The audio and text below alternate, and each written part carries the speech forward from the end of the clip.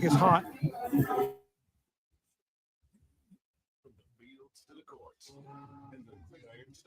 Electrifying sports talk from start to finish. You're going 1-1 with Diesel and Cole Bryson on the Fan Upstate. Well, if you're going to show up in a poll, you want to show up near the top of the list, right? I mean, that would only stand to logic. It would only stand to make sense, that especially in a college football poll, if you're the University of South Carolina and they're ranking something in the SEC, you might be a little perturbed to find out that you're nowhere near the top of the list.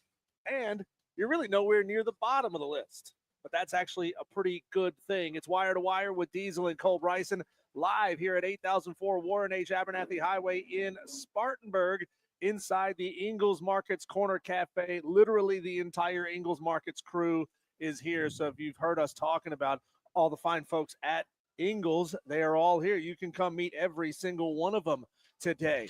But Cole, South Carolina ranked as the 9th most annoying fan base in the SEC. And that's actually a good thing.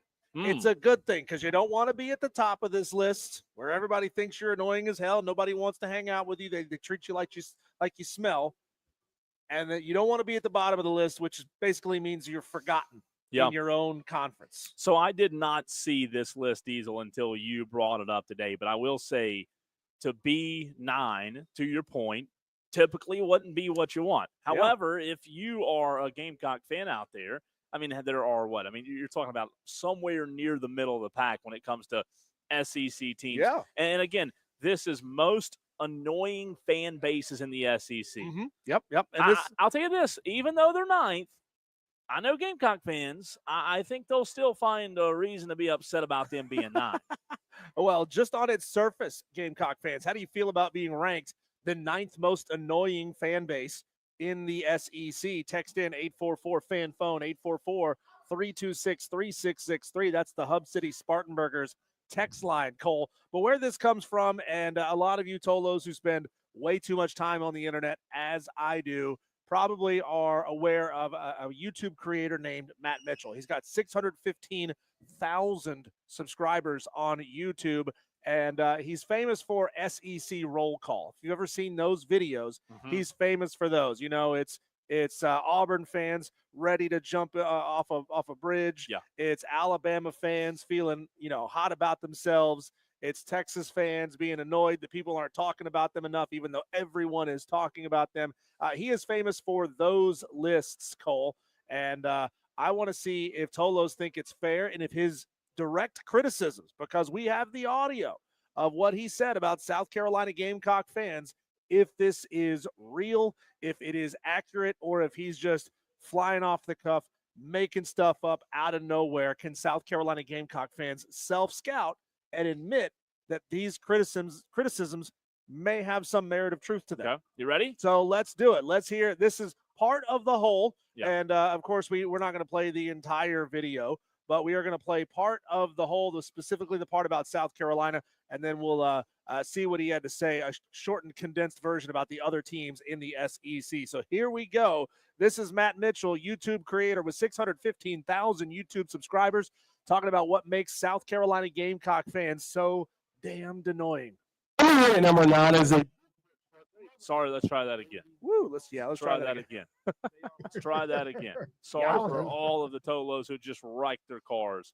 That audio is really hot. So let me let's try that again. Ready?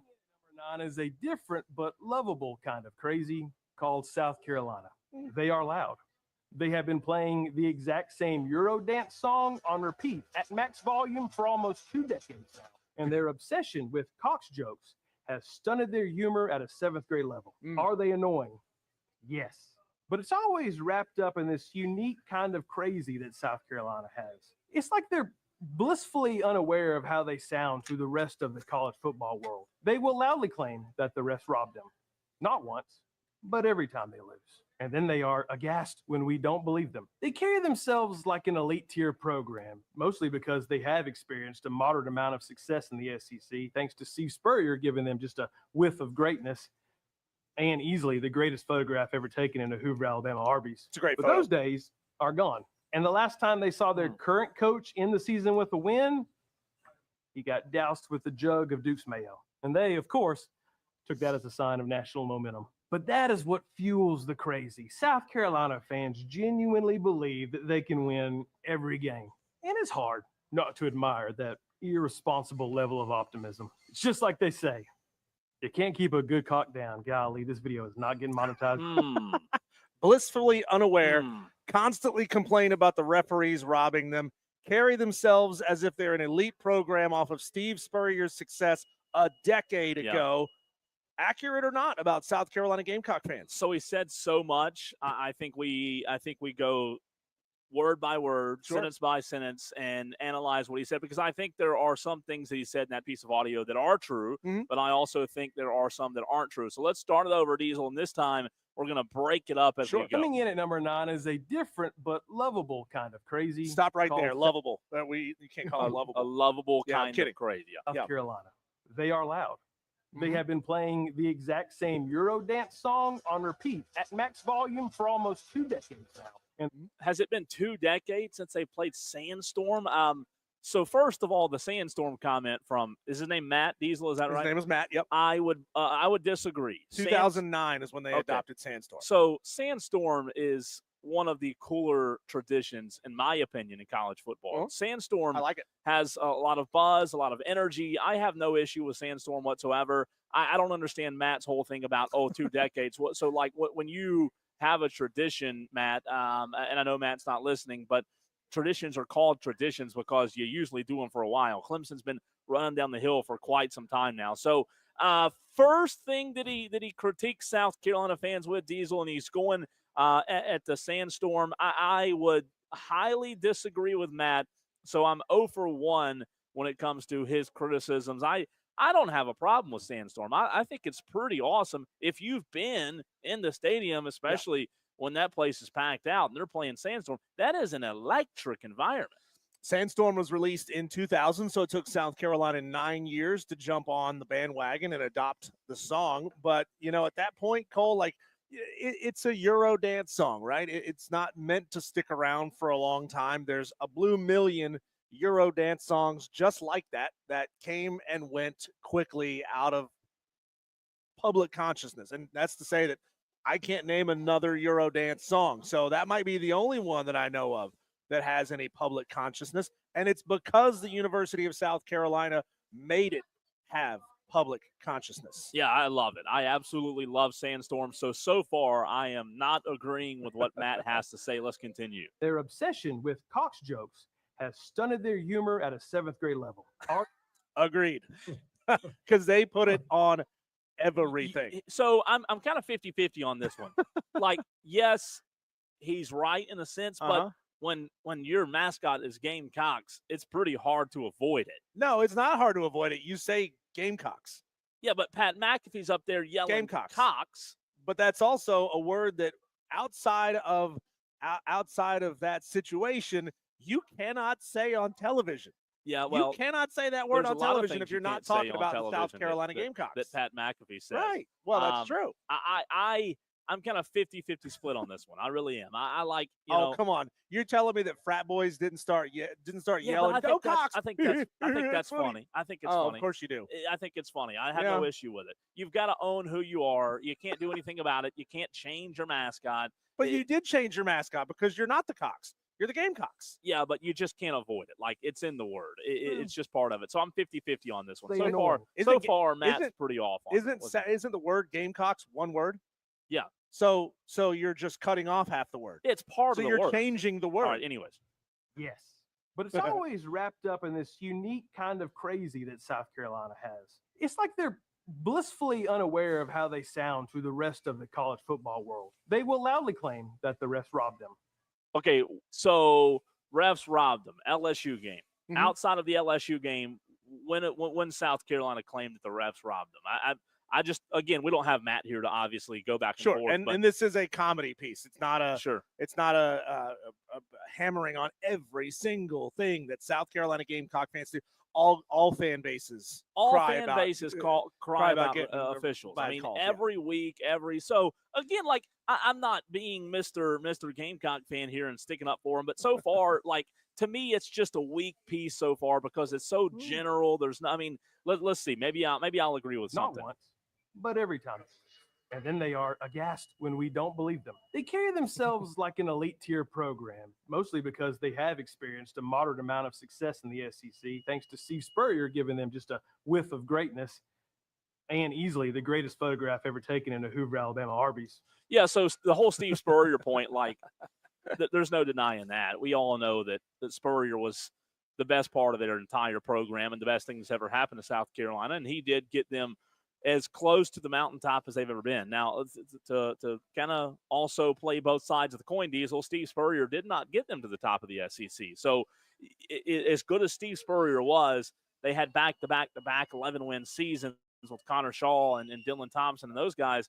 As good as he was, but he's gotten them to their mountaintop. He's gotten them so the highest, the climax they've ever had is with Steve Spurrier. That's the highest they've ever gone. Now, I will say, if they were still under the Muschamp era, I'd sit here and say, yeah, it doesn't look good. However, from my point of view, it doesn't look like they're far from being back to where Spurrier had them. I mean, they're a couple of plays away last year from being a 10-win team. So I think they're trending in the right direction. I will finally agree with Matt on that one. But those days are gone.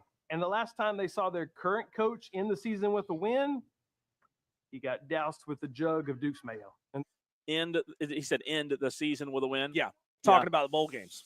Yeah, last year, obviously, we all remember what happened with him and Brent Bielema, right? We all remember what happened then. And yeah, the Duke's Mayo, like missing the playoffs. Like, he's right ultimately, but a lot – you know how many teams in college football end their season with a loss? Yeah. I mean, it happens a lot. So he's right. The Duke's Mayo is the last time they ended their season with a win. Let's see what else he has to say. Took that as a sign of national momentum. But that is what fuels the crazy. South Carolina fans genuinely believe that they can win every game. And it's hard not to admire that irresponsible level of optimism. It's just like they say. You can't keep a good cock down. Golly, this video is not getting monetized. So after he made fun of part of the word, he uses part of the word. Well, he's cracking the joke because it's a word you're not supposed to say in public. But South Carolina fans love saying that word in public. Yeah. So I don't think it's all. I don't think he's dead on. A couple of Tolos on the YouTube stream do. T Swizzle does, but T Swizzle's also a Clemson fan. Drew says they've never won the SEC? ? Go look it up, Drew. T Swizzle, look, I know there are a lot of Clemson fans listening, and you would, if you're a Clemson fan, Diesel, you probably agree with everything he said, right? You're 100% correct. He's dead on, smartest guy ever. This is also a piece designed specifically for SEC fans who love ripping on each other constantly. Yeah, and I think there's some truth there. Some of it's kind of vague to me, but overall, it's funny. We need that stuff this time of year. Here is his criticism of every SEC team, and they're certainly not going to be that long. I'm going to condense them down into much shorter versions, though he did have more to say about South Carolina than just about everybody else. He spent more time spending time on the South Carolina Gamecocks than everybody else. Number 16, most annoying fan base in the SEC, Vanderbilt. He says they'll move up this list when they can clone 10,000 of the whistling baseball boys. They're number 16? Number 16. So they're last. Number 5, it's not the only thing they're last. I think the Whistler is the most annoying thing in sports. But is this just a football list, or is this just complete total fan base? It's football. Just football. So obviously we don't have the Whistler with the football. But he ranks number 15, Missouri. He calls them the Iggy Azalea of the SEC because they don't sound like the rest of us, and nobody's thought about them since 2014. Makes sense. Number 14 most annoying fan base in the SEC, Mississippi State. They can only muster up hate for Ole Miss and legislation banning squatted trucks. Yeah, these three at the bottom that you've named so far, like they're just down bad fan bases that really don't have anything to brag about. If you think South Carolina don't have anything to brag about, ask Mississippi State, right? Ask these guys. This is a rough place to be because you just kind of have to admit you suck and go on about your day. Number 13 on his list, Arkansas, the 13th most annoying fan base in the SEC. He says Arkansas fans save the bulk of their annoyingness for LSU while LSU forgets they exist. Number 12 on his list, he says it's Kentucky. If the list was about basketball, they'd be number 1, even though they haven't won anything in over a decade. Yeah, I like that. I do like that. Number 11, Oklahoma. He gives him credit for finally stopping making every conversation about how great Baker Mayfield was. Yeah. You don't meet a lot of Oklahoma fans on the East Coast, right? It's hard to verify. It's hard to know. verify. Yeah. Number 10 on his list, most annoying fan base is Auburn. He says they're annoying for rolling Toomer's corner after Alabama lost in the national championship game to Clemson. I'm surprised they're not higher on the list. 10. I mean, if you're an Auburn fan, you feel like if you're 10, you've won this list. That so far they've won the list. Number 9 on the list, of course, we already talked about it. South Carolina. He says South Carolina Gamecock fans' humor is stunted at a 7th grade level. Calls you blissfully unaware of how you sound to the rest of college football. Number 8 on the list, Ole Miss says they'll sell you a car knowing there's a hole in the tire because you root for anybody else but Ole Miss. I like that.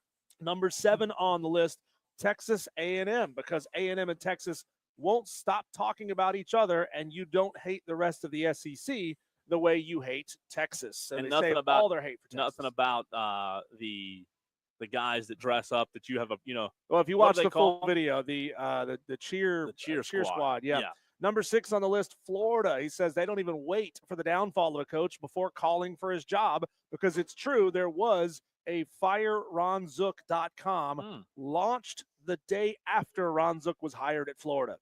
Number 5 on the list, he says Georgia, because they have fans who will literally get on all fours and bark at you. Yeah, that's weird. Number 4, LSU. He says they've elevated hate to an art form, and little children will sing bleep that tiger bleep, bleep right in your face at Tiger Stadium. But you know what? While they're probably one of the most hated, they can back it up with the best of them. I mean, it's just about the top. You look at the most tradition-rich programs in the SEC. They might be annoying, but guess what they can do? They can back it up. Number 3 most annoying fan base in the SEC, Tennessee fans. He says this is what happens when you give babies Mountain Dew. Yeah. They treat orange clothes like they're infinity stones and try to collect everything orange all at once. I like that. They are kind of weird. Number 2 on his list, Texas, because they're annoyed that they're called annoying, but also annoyed that they're not ranked number 1 at something. Okay. And number 1, Alabama. Alabama fans are the most annoying fan base in the SEC because they're so self-absorbed, they get mad they aren't beating teams by more points. So I like that. I like Alabama being 1. I would agree. There are a lot of Alabama fans that are annoying, Diesel, but to be fair, they've got every right to be, right? They've got every reason to be. So I don't have a huge issue with number 1. I think, that Bama, before you started naming off, I was thinking in my head, the most annoying to me is definitely Bama. There are some Bama fans that are still to this day just uber annoying to be around. I know a handful of Alabama fans, and you can't go more than 5 minutes talking college football with them, even if it's about something else. You could be talking about FCS football in the Pacific Northwest, and they would say, oh, Alabama played them once back in 1942. They bring it up in a heartbeat every single time. Tolos, there is a Facebook post up on the Fan Upstate's Facebook page. What are the most annoying things about South Carolina Gamecock fans? Cole, do you want to get to some of these now, or do you want to wait a little bit later in the show? Completely up to you. All right, let's get to a few of them right now. This is certainly not an extensive list, but Jacob Prince says South Carolina Gamecock fans are annoyed because they've never been great, but they think they have. Let's see here. Let's see. Brian White says when they go 4-8 and they think they're a solid team. When they go 8-4, you'd think they're the best team in the country. Another texter here says they cry about their schedule every single year. That is true. South Carolina fans love to complain and moan about how hard their schedule is. And James Rivers says they have an Alabama mouth with a Vanderbilt trophy case. Yeah, it's look, I will say every fan base, some of those are right. Some of those are dead on accurate. However, I think every fan base has the fans that are just so annoying. You don't want to be around them, right? And unfortunately, there are 2 programs in this state, Clemson and Carolina, that have their fair share of annoying fans. It's part of it. Diesel, speaking of the SEC, their Netflix documentary, SEC Football, came out yesterday. I was going to say yesterday evening, but it came out yesterday. Last night, I was able to watch the first episode. Tolos, want to hear from you if you did. It's probably top 3 documentaries I've ever started. The first episode was absolutely amazing. Also, we'll get to audio from J.C. Horn of the Carolina Panthers on Hunter Renfrow. Expectations for the Carolina Panthers just in terms of how many receivers the Panthers will keep on the roster in 2025. That's next on the Fan Upstate.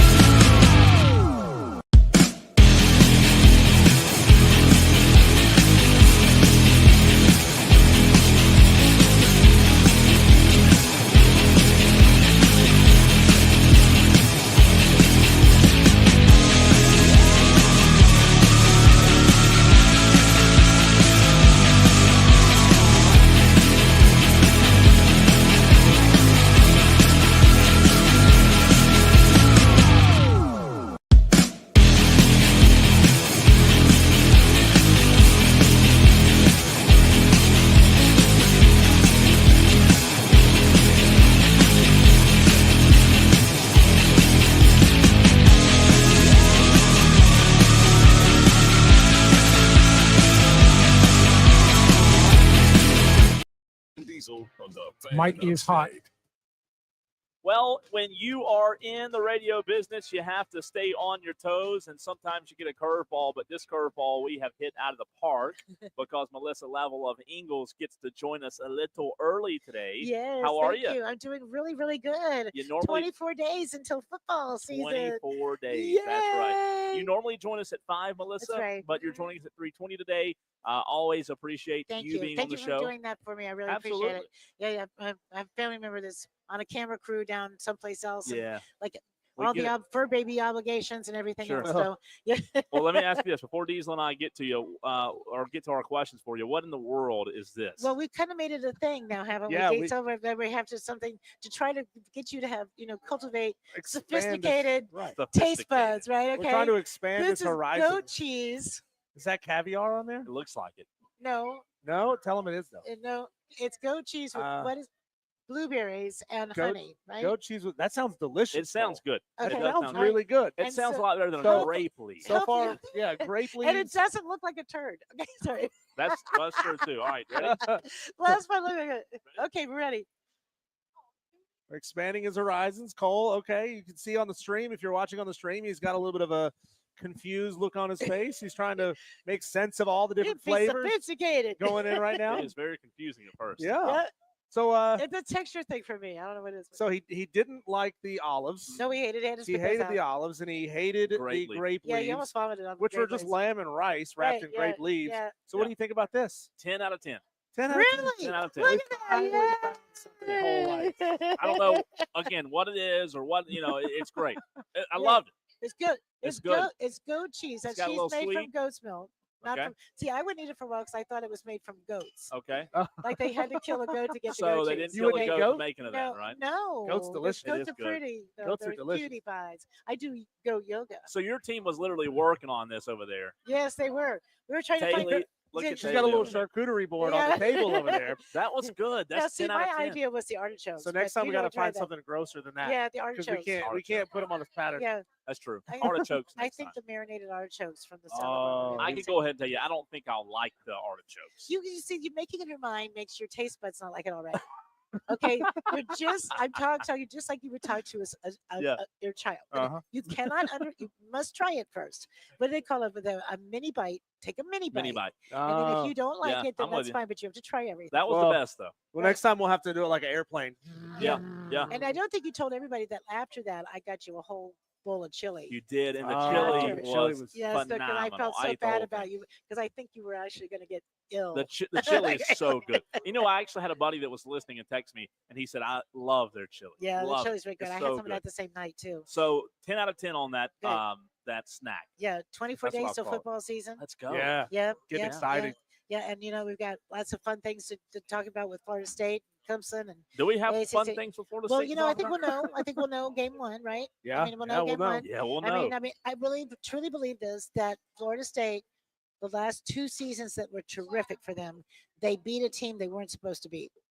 Right? Mm. Okay. So And they- realistically, though, where do you expect this game to be? I mean, would keeping it within 2 touchdowns be a win? I mean, I know We're Florida gonna State win. doesn't believe. No, we're it. gonna win. We're gonna win. Outright. Outright No, win. and see, I believe that if we win this game, our season is going to be great. Yeah, it should be if you beat Okay, Alabama, all right, right? okay. Yeah. But Good way to Alabama, start. Alabama's not Clemson. Okay, we're going to lose to Clemson. okay? Wow.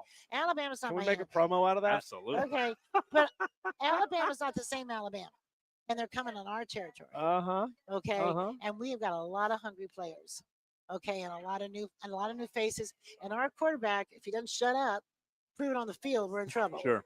Okay, because he's got run in his mouth. But, Melissa, currently I'm looking for the spread on that game. I don't know if it's changed or not. So you're saying Florida State's going to win outright. Outright, Okay. she's saying. I think so. Outright win the By game. the way, Bama is favored by 13 points. Well, that's just too bad. We're gonna come back to you. LSU was favored by a lot too, and we beat them in the Superdome, and that was when Florida State believed they could win. Are you willing to go ahead and call early that that's going to be your upset pick for week I one? Oh, it will. better be. It's a bit- yeah, 13 yeah. points. Yeah. It'll be That'd out be on the upset. leaderboard, right? Yeah. You can't change it now. No, that's my upset pick. Okay. You know what? I'm going to stick with it Okay. until they can't stick with it anymore. Melissa, let me ask I'm you going to this. believe it until I don't. Okay. 2 weeks ago, we weren't at Ingles because we were at ACC kickoff, Right, sponsored that's by right. Ingles Wasn't that fun? Markets. Yeah, It was uh-huh. so much fun. I want to get your reaction to this audio from Mike Norvell because Diesel and I talked about it a good bit when it happened. I'm sure you've heard it. Right. But Melissa Level's reaction to Mike in this very presser. Coming shortly. All right, let's start it over. Okay. Try that again. Ready?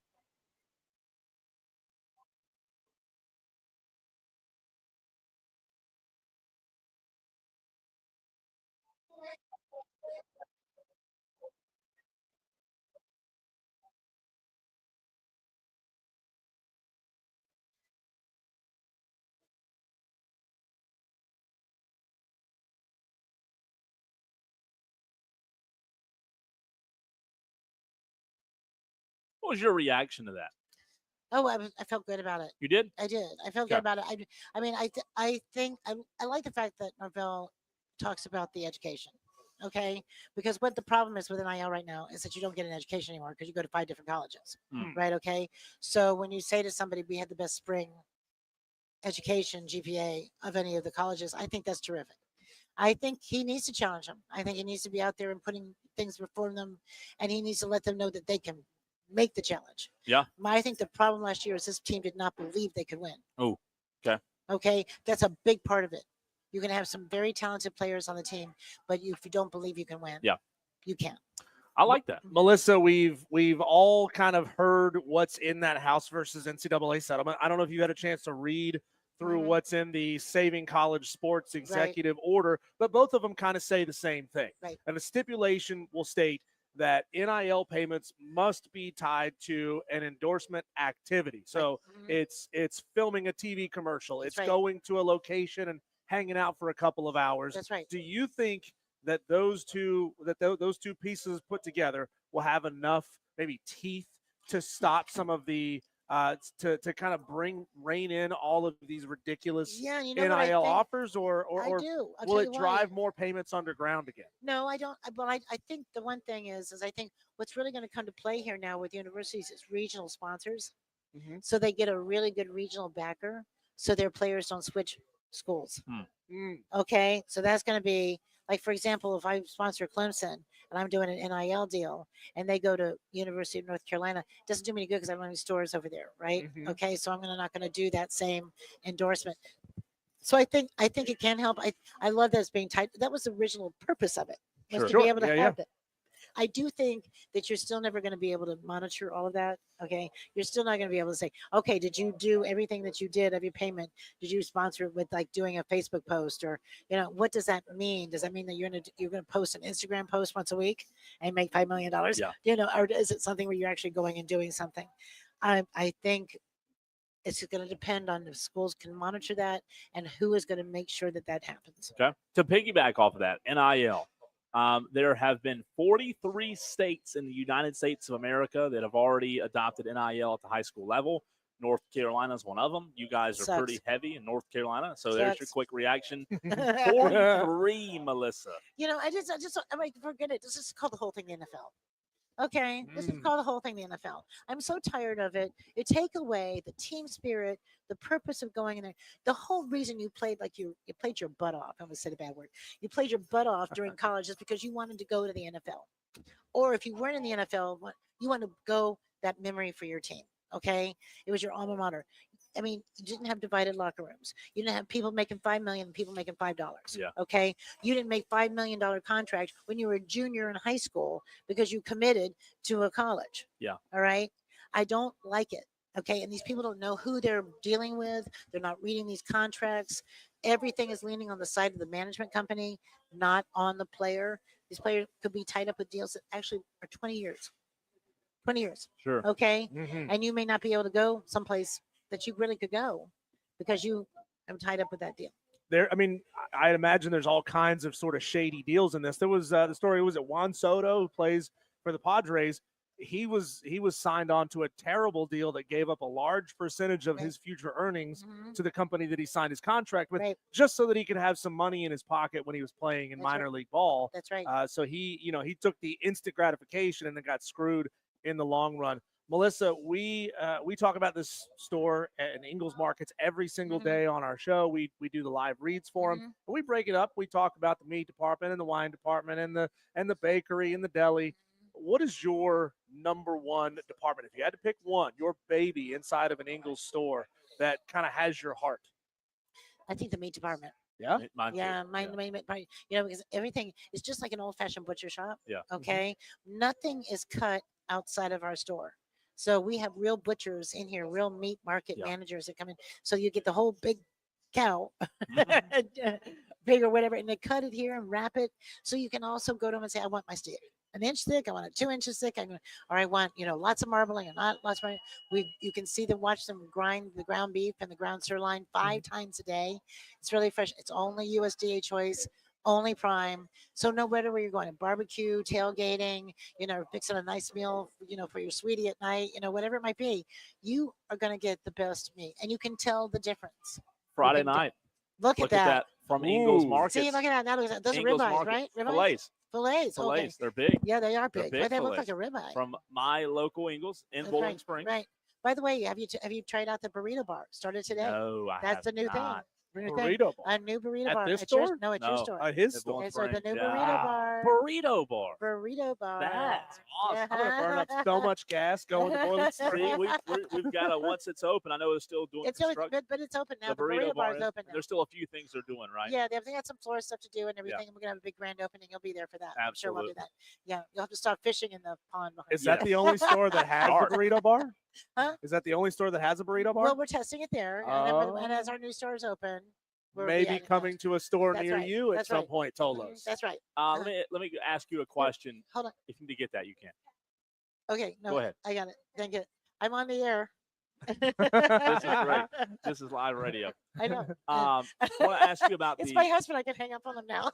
That's true. That's true. I don't dare. Wait, Only 4 more minutes. We're going to keep Yeah, you. okay. Let me ask you this, Melissa. When it comes to high school, I'm with you. I don't want to see NIL come to high school. It's coming to South Well, they'll come Carolina to junior very high. soon. They'll be peewee. Right, and they're going to be getting paid at the age of 15 And to you know what's 16. going to really hurt in high school? It's not going to be football.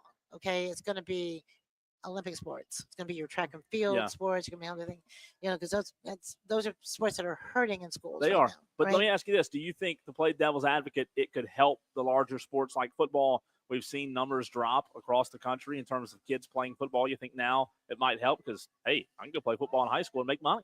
Well, that's the thing. It's so divided. I mean, it's so subjective. Yeah. I mean, it depends. I mean, you might never make a dime true. from it, right? It's true. Okay. Yeah. You could get injured the first time you're going. I don't think you should be putting your stack on that. I don't think it attracts players that haven't already been in the portal, Yeah. so to speak, from high school in. I don't think it attracts anymore. I got you. What Okay. would they pay Pee Wee football players in Capri Suns? How would you Yeah, how would you yeah. pay 'em? I think you do Capri Suns and Juice and, boxes. and, Yeah. and moon pies. Moon pie. Yeah. There you go. Moon Yeah, pies. I like it. Yeah, Gatorade. and see, that would make a really good locker room because then you could share your moon pie with other people. Hmm. Yeah. Melissa, we'll end this interview the way we started it with Mike Norvell. How safe do you think Mike Norvell is if the season doesn't go his way? He's Not gone. that it goes another 2-win Ooh. season, but what do you think that threshold is as a Florida State? I don't know if you're I don't know if you're a supporter. I don't know if you give money to Florida State. Oh but yeah, I was a uh, graduate. I was you- part of the you Alumni call him up and Association. and- complain if he's not so good. Like, where's that number for you that he has to hit? Well, I'll just remind you. Remember the coach before Norvell? Okay, we lost to Miami. Okay, we were on a plane on the way back. A bunch of fans. We went from Asheville. We're on a plane, and we almost crashed the plane because we were going back and forth and jumping up and down when we heard that coach was fired mid-season. Okay, all right. And Norvell came in to do. We had a temporary coach for the former defensive coach. Sure. I think he's got 5 games. To get to what? Where does it need to be after week 5? He needs to be have a winning. Record. 3-2 Okay. minimum. Mhm. Okay. Melissa, you're the best. We appreciate you. Thank you for and having me. thank and you. Hi to all the wonderful people out there. Absolutely. Tell your husband we said hello. I will. And, Thank you. best of luck. See you as he's later. doing Thank this. you. Sorry we had to lose you so early today. But the snack was good. Yeah, That's you're all. very That's good. all that matters. Next time we're Yeah. gonna get you. The artichoke, I've got a feeling, is coming next time. Ruby's It's so good. She's no. really trying to sell it. There's nothing that has the word choke in it. It's also tasty, right? It makes you choke. It makes you. We'll see. Melissa Level, she's the absolute best. She absolutely is. Thanks. Thank you, All Melissa. right. It's Wire to Wire with Diesel and Cole Bryson here live at 8004 Warren H. Abernathy Highway in Spartanburg. Yeah, thinking on our toes. We have to do things a little bit differently. Melissa's got to go call her husband back. He's run off to where did he ran off to Fort Stewart. There's some wild stuff going on down there, and so she's going to go with him and be a part of that. But we appreciate Melissa being flexible and us being flexible to make sure we got that on the air for you, because we know that you Tolos love it every time we bring Melissa in. We know it because you text in and tell us every time we bring Melissa on the show.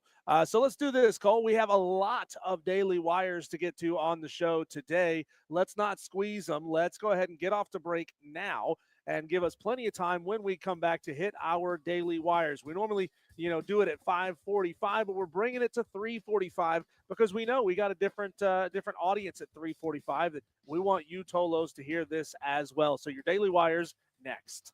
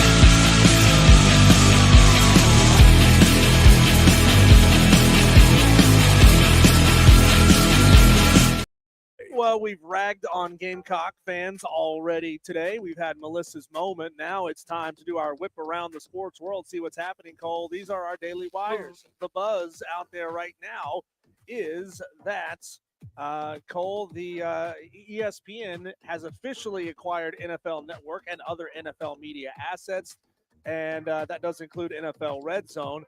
And the price tag is out there, Cole. It's going to cost $30 a month for the unlimited version of the app, $12 a month for the select version of the app. Unlimited plan includes access to all ESPN networks and content, while the select plan focuses on ESPN Plus. So maybe just a little rebrand there. Hadn't changed a lot about the ESPN Plus lineup. Yeah, they're taking over, it seems like. We talked a little bit last week about how Red Zone would change now that ESPN has it. Hopefully it won't change. Hopefully it won't change one single bit, but it is interesting. We'll see. ESPN is absolutely capitalizing on an opportunity. We'll just see what it looks like now. There are a lot of people that were shocked by this. Well, it's happened again, Cole. Let's call it a toy was thrown onto the court during the second quarter of the Fever and Sparks WNBA game last night, according to social media posts. Toys were thrown in the Phoenix versus New York game, Phoenix and New York games last night, but neither reached the court. So this now, by my tally, makes the fifth time fans have thrown phallic objects onto the court during WNBA games. That is not a trend we want to see continue. Yeah, it's weird. I don't even know why it's like such a big story. I tuned into the radio earlier today, and they were talking about it for 15, 20 minutes. I'm like, is it that slow of time that we're talking about this for an entire segment? It's childish, and childish things make people laugh. By the way, the fan that did it in Atlanta was arrested on charges of disorderly conduct, public indecency, and criminal trespass. Wow. 49ers tight end George Kittle interrupted a teammate, Fred Warner's interview with NFL Network yesterday to reveal that he is upset with the league for banning smelling salts for use as a stimulant before games to get players going. The FDA noted the potential negative effects of the use of ammonia inhalants, otherwise known as AIs, noting that they can mask certain neurological signs and symptoms, including some potential signs of concussion. How long have we been doing this now? People have been using smelling salts going back to the day football was created.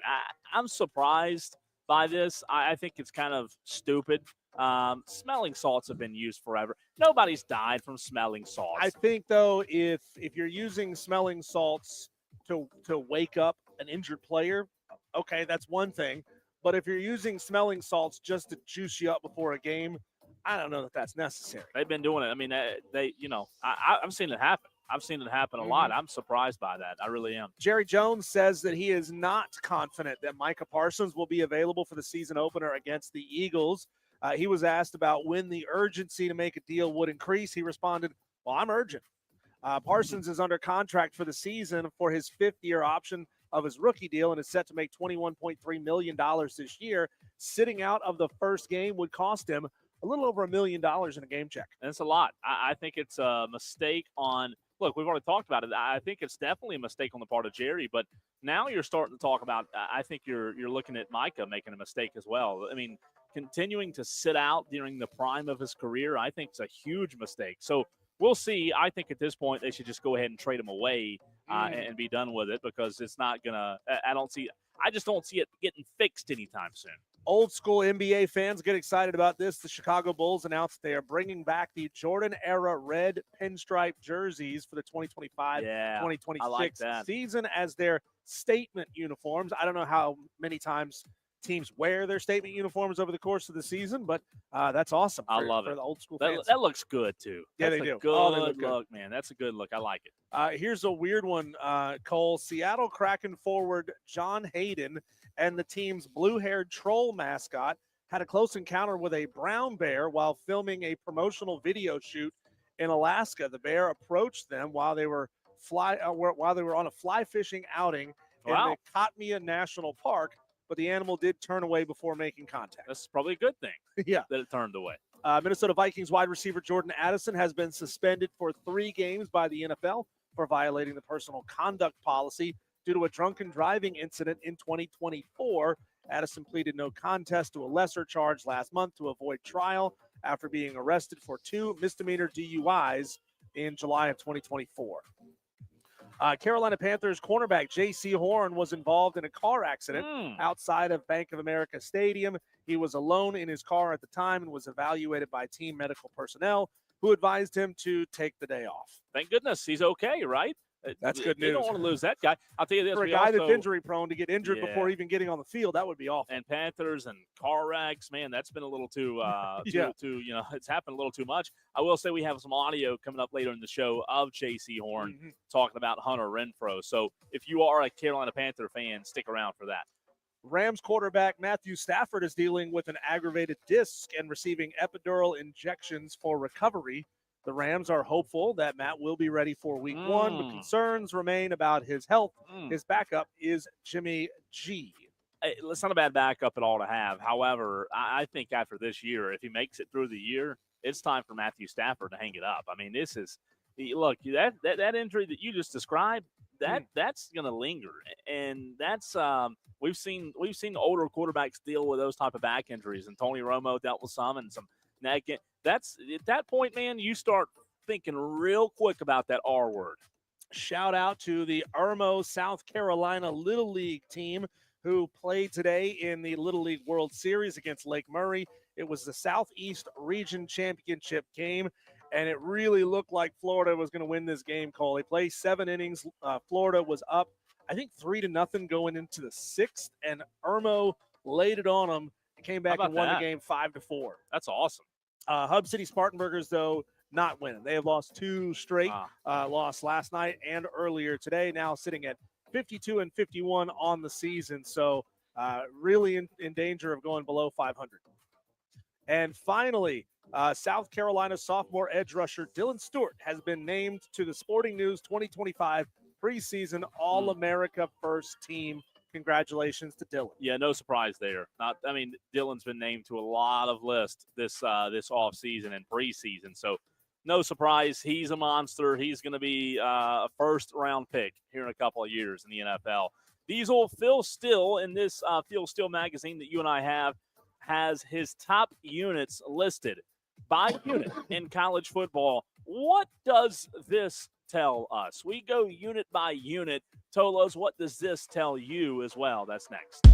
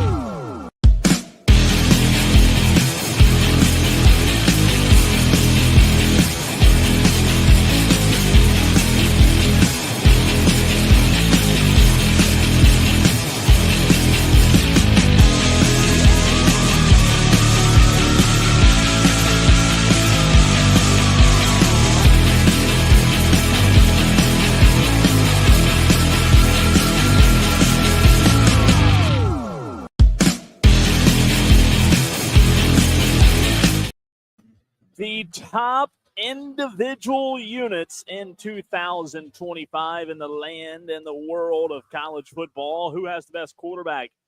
Who has the best receiving core? Who has the best offensive line, the best defensive line, linebackers, and defensive backs, according to Phil Steele? We'll react to what Phil Steele had to say, and when it comes to the top performing or the top units heading into the 2025 season and what that means for the programs that are listed in the Phil Steele College Football Magazine. But first, let's go to the phone lines as we want to get Tallahassee Todd in with his comments. What's up, Tallahassee Todd? Hey, man, can you hear us? Hey, man, what's going on? How are you? I'm feeling the love, brother. I heard Melissa, and I just had to pull over and get the number.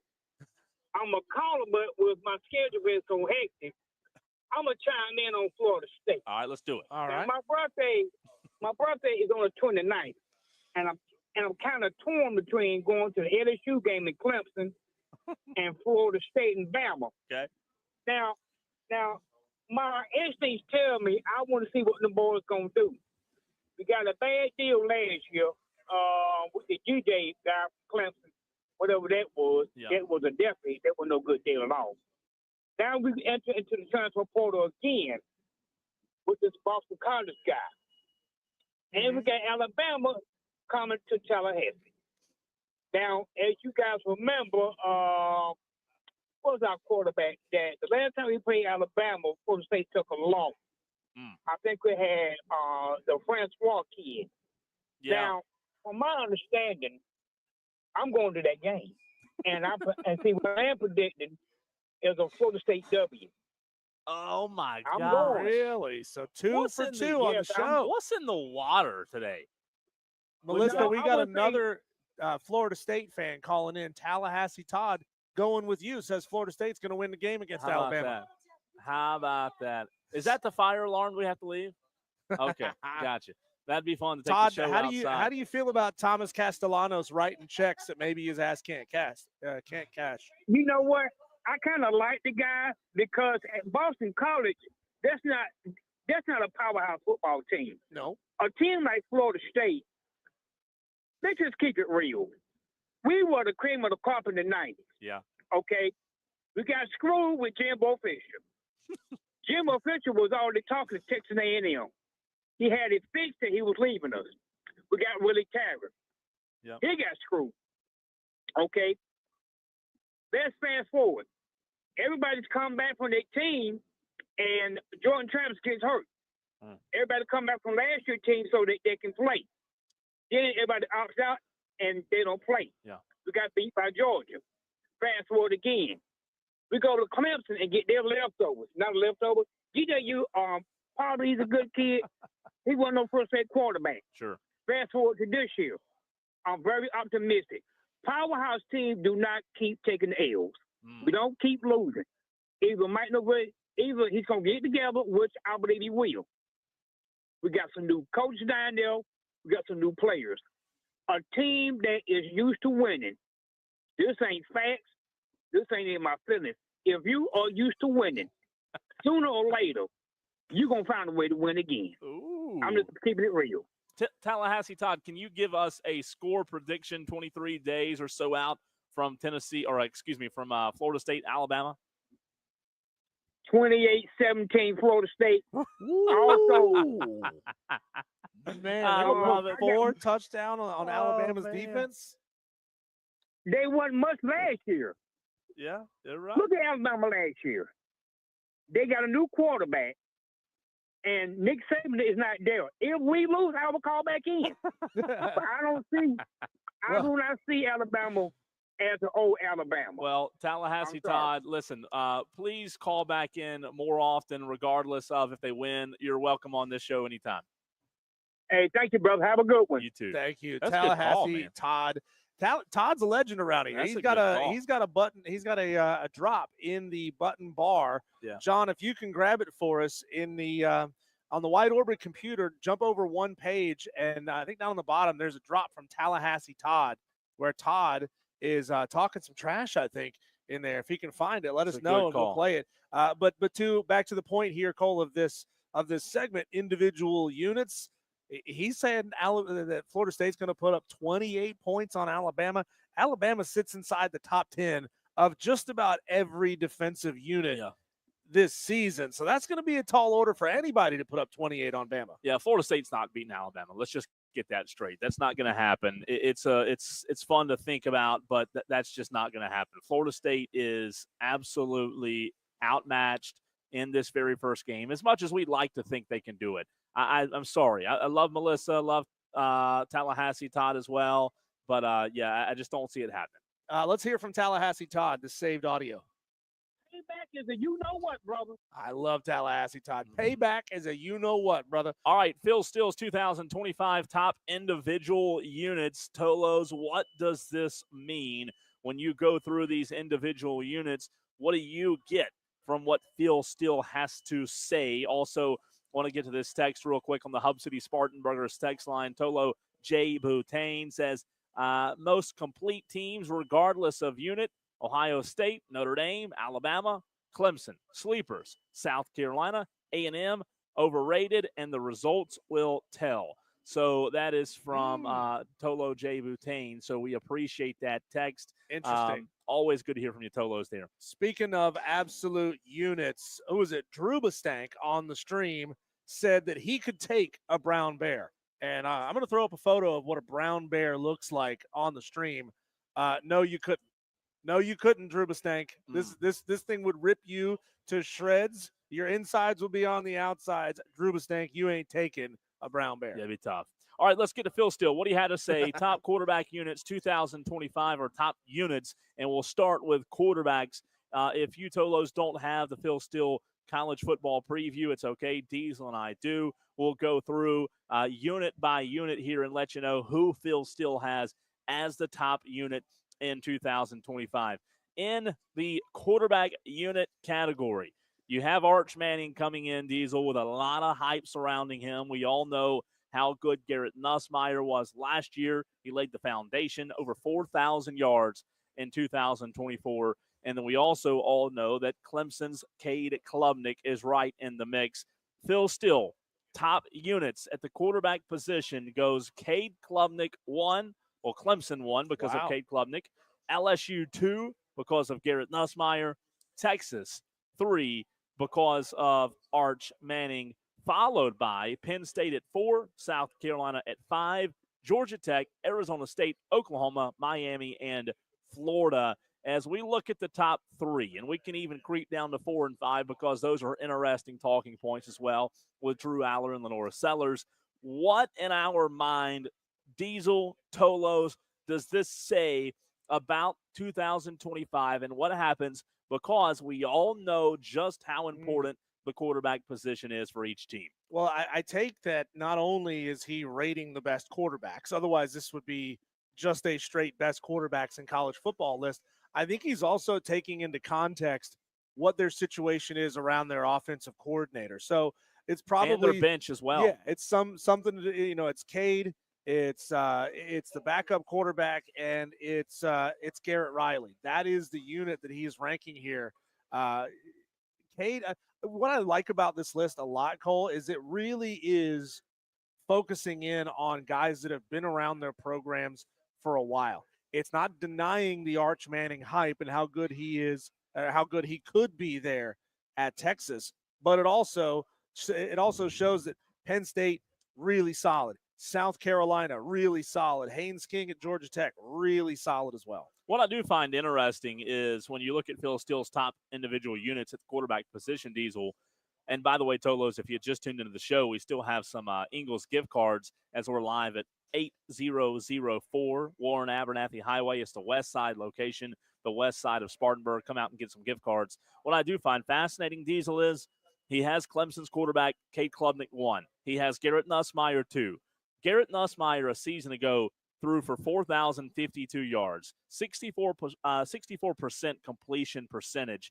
Cade Klubnik was about 400 yards behind Garrett Nussmeier with 3,639 yards, 63% completion percentage. So if you look just at that statistic, you could say, well, Garrett Nussmeier is the better quarterback, I'm not sure why Phil still has Cade Klubnik above Garrett Nussmeier. But obviously, to your point, he takes more things into consideration than just how many yards he threw for.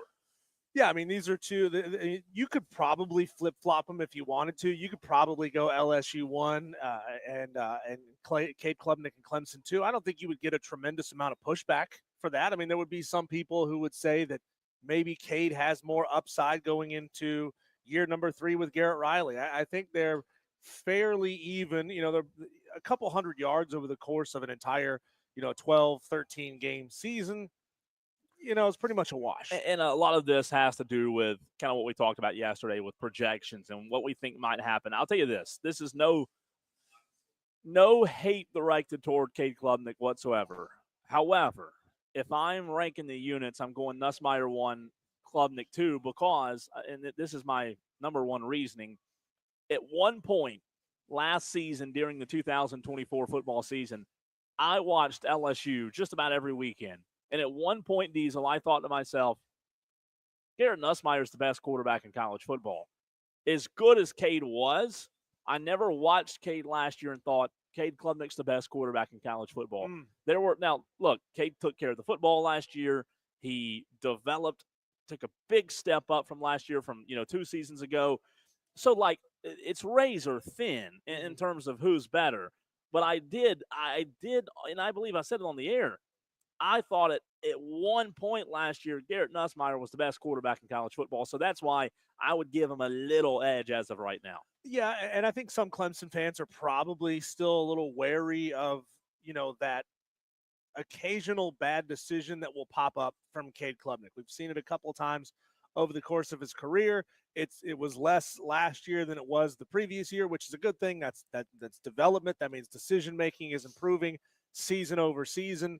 If that continues to progress and Cade's decision-making gets just a little bit better, takes one more step this year, I mean, we'll see how things change. And, he could have another monster season. Tolo J. Butane on the Hub City Spartanburgers text line says, bad ratings. Geez, Penn State and Texas will both lose 4+ games due to quarterback play, all hype. Diesel, let's go to running backs. Speaking of Penn State, you have some really good running backs in college football in 2025. You also have some teams that are replacing some really good running backs in 2025, especially in the SEC. Penn State has Nicholas Singleton and Katron Allen, who obviously passed on the NFL, decided to come back to college. Penn State has Diesel 2 All-American caliber seniors at running back. So a season ago, Allen rushed for a team high 1,108 yards, which was huge because Penn State's ground attack, they're going to be able to run the football in 2025. How much of that will help the quarterback, Drew Aller? I think a lot. So Phil still has Penn State 1, Notre Dame 2, another 1-2 backfield punch with Jeremiah Love in 2025. And then he also has Texas at 3, even though they lost Jaden Blue from a season ago, preseason injury to C.J. Baxter. Texas in the top 3. He has Louisville at 4 and Oklahoma at 5 in the best running back units in 2025. And you have to keep sliding farther and farther down the page. You almost have to flip to the back of the book to find Clemson on this one. Phil Steele's number 31 running backs room in 2025. Now, you ask guys like 31. Will Vandervoort, who is eternally optimistic about this Clemson team. Yeah. And he's saying, look, they may be a bunch of no names now on a national scale. Obviously, people here locally know who they are. But on a national scale, they may not be out there in the public limelight, he said. But give it a couple of weeks, give it towards the end of the season, and he's really high on this Clemson running back room. And if that comes to fruition, and again, Clemson sitting at number 31 right now, right in between Missouri and Oregon State. If Clemson is able to jump from 31 to even somewhere around 15 when it comes to running back production over the course of the season, that's going to take a tremendous amount of pressure off of Cade, both running the ball and throwing the ball, and obviously open up this offense quite a bit. A few more minutes in this segment before we are joined by Ryan Horvat of BetMGM in the next segment to talk a little college football, NFL futures. Speaking of these teams and how they're going to do, he'll give us his insight. Wide receiver room in 2025, according to Phil Steele. Ohio State 1. Obviously, any room that has Jeremiah Smith in the room, Diesel, 1,315 yards a season ago and 15 tutties, is going to be the number 1 wide receiver unit. However, not far behind them, Clemson. Phil Steele likes the wide receiver room at Clemson. Top 3 receivers are back, led by Antonio Williams, 904 yards a season ago. LSU is 3, Bama at 4, and Texas at 5. So in the top 5 wide receiver units, Phil still has Ohio State 1, Clemson 2, LSU 3, Alabama 4, and the Texas Longhorns at 5, even though Texas lost 3 receivers from a season ago. We'll see what happens with Penn State and their receiving core. They had to completely revamp through the portal. That was not their strong suit last year. They got all ACC Trevor Pena from Syracuse, Devontae Ross from Troy, and USC's Kyron Hudson. So they're expected to bring in a lot of talent on this receiving core, some guys that have played a lot of snaps, and we'll just see how long it takes for them and Drew Aller to mesh. I mean, they have a really strong running back, number 1 running backs room in the country, according to Phil Steele. So again, if you can take that number 11 receiving core and that number 4 quarterback room and kind of meet in the middle, you're talking about a team that's going to sit there in that 5-6 range all season long or better. So we'll fly through these final 4 categories. Offensive line, Phil still has Penn State 1, Clemson 2, Notre Dame 3, A&M 4, Florida 5. So keep that in mind, Tolos. Offensive line, Clemson 2. A lot of that in part with 4 starters returning. Diesel on the flip side.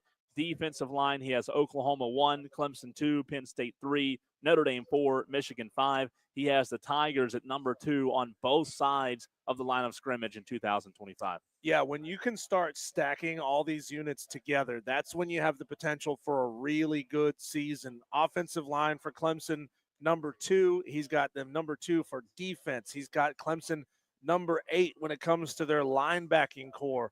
Again, being able to stack these things together, and this may, this may take a little bit of spreadsheet magic to kind of put all this thing together. And going back and finding old copies of the Phil Steele magazine and see, like, where do you need to be average unit wise year over year over year to be in that Final Four conversation, or where do you need to be to win the national championship? We give a lot of credence to the blue chip ratio and said you have to have at least 50% of your recruits being 4 or 5 stars to win the national championship. Well, where do you need to be in Phil Steele's preseason rankings when you aggregate all of these different units together? Special teams wise, he does have Clemson somewhere in the middle of the pack, around 55. But when it comes to defensive backs to finish up, Phil still has Notre Dame 1, Alabama 2, Clemson 3, Penn State 4, and A&M 5. So when you look at these top individual units, Clemson top 5 in defensive back, Clemson top 5 in defensive line, Clemson top 5 in offensive line, Clemson top 5 in receivers, and Clemson number 1 in quarterback. Oh, don't forget running back. They were somewhere around 30, 31, something like that. So that should tell you, Phil Steele, the nation, pretty much everybody's really high on every part of this Clemson team except for running backs and special teams. And man, that'd be rough if special teams cost you in some games this year. Hopefully, it's just a matter of some unproven guys who are not household names. When we come back, let's go to somebody who knows a thing or two about a thing or two. We'll be joined next right here on the Fan Upstate by Ryan Horvat from BetMGM, the show that you hear every day right after us, right here on the Fan Upstate. Clear.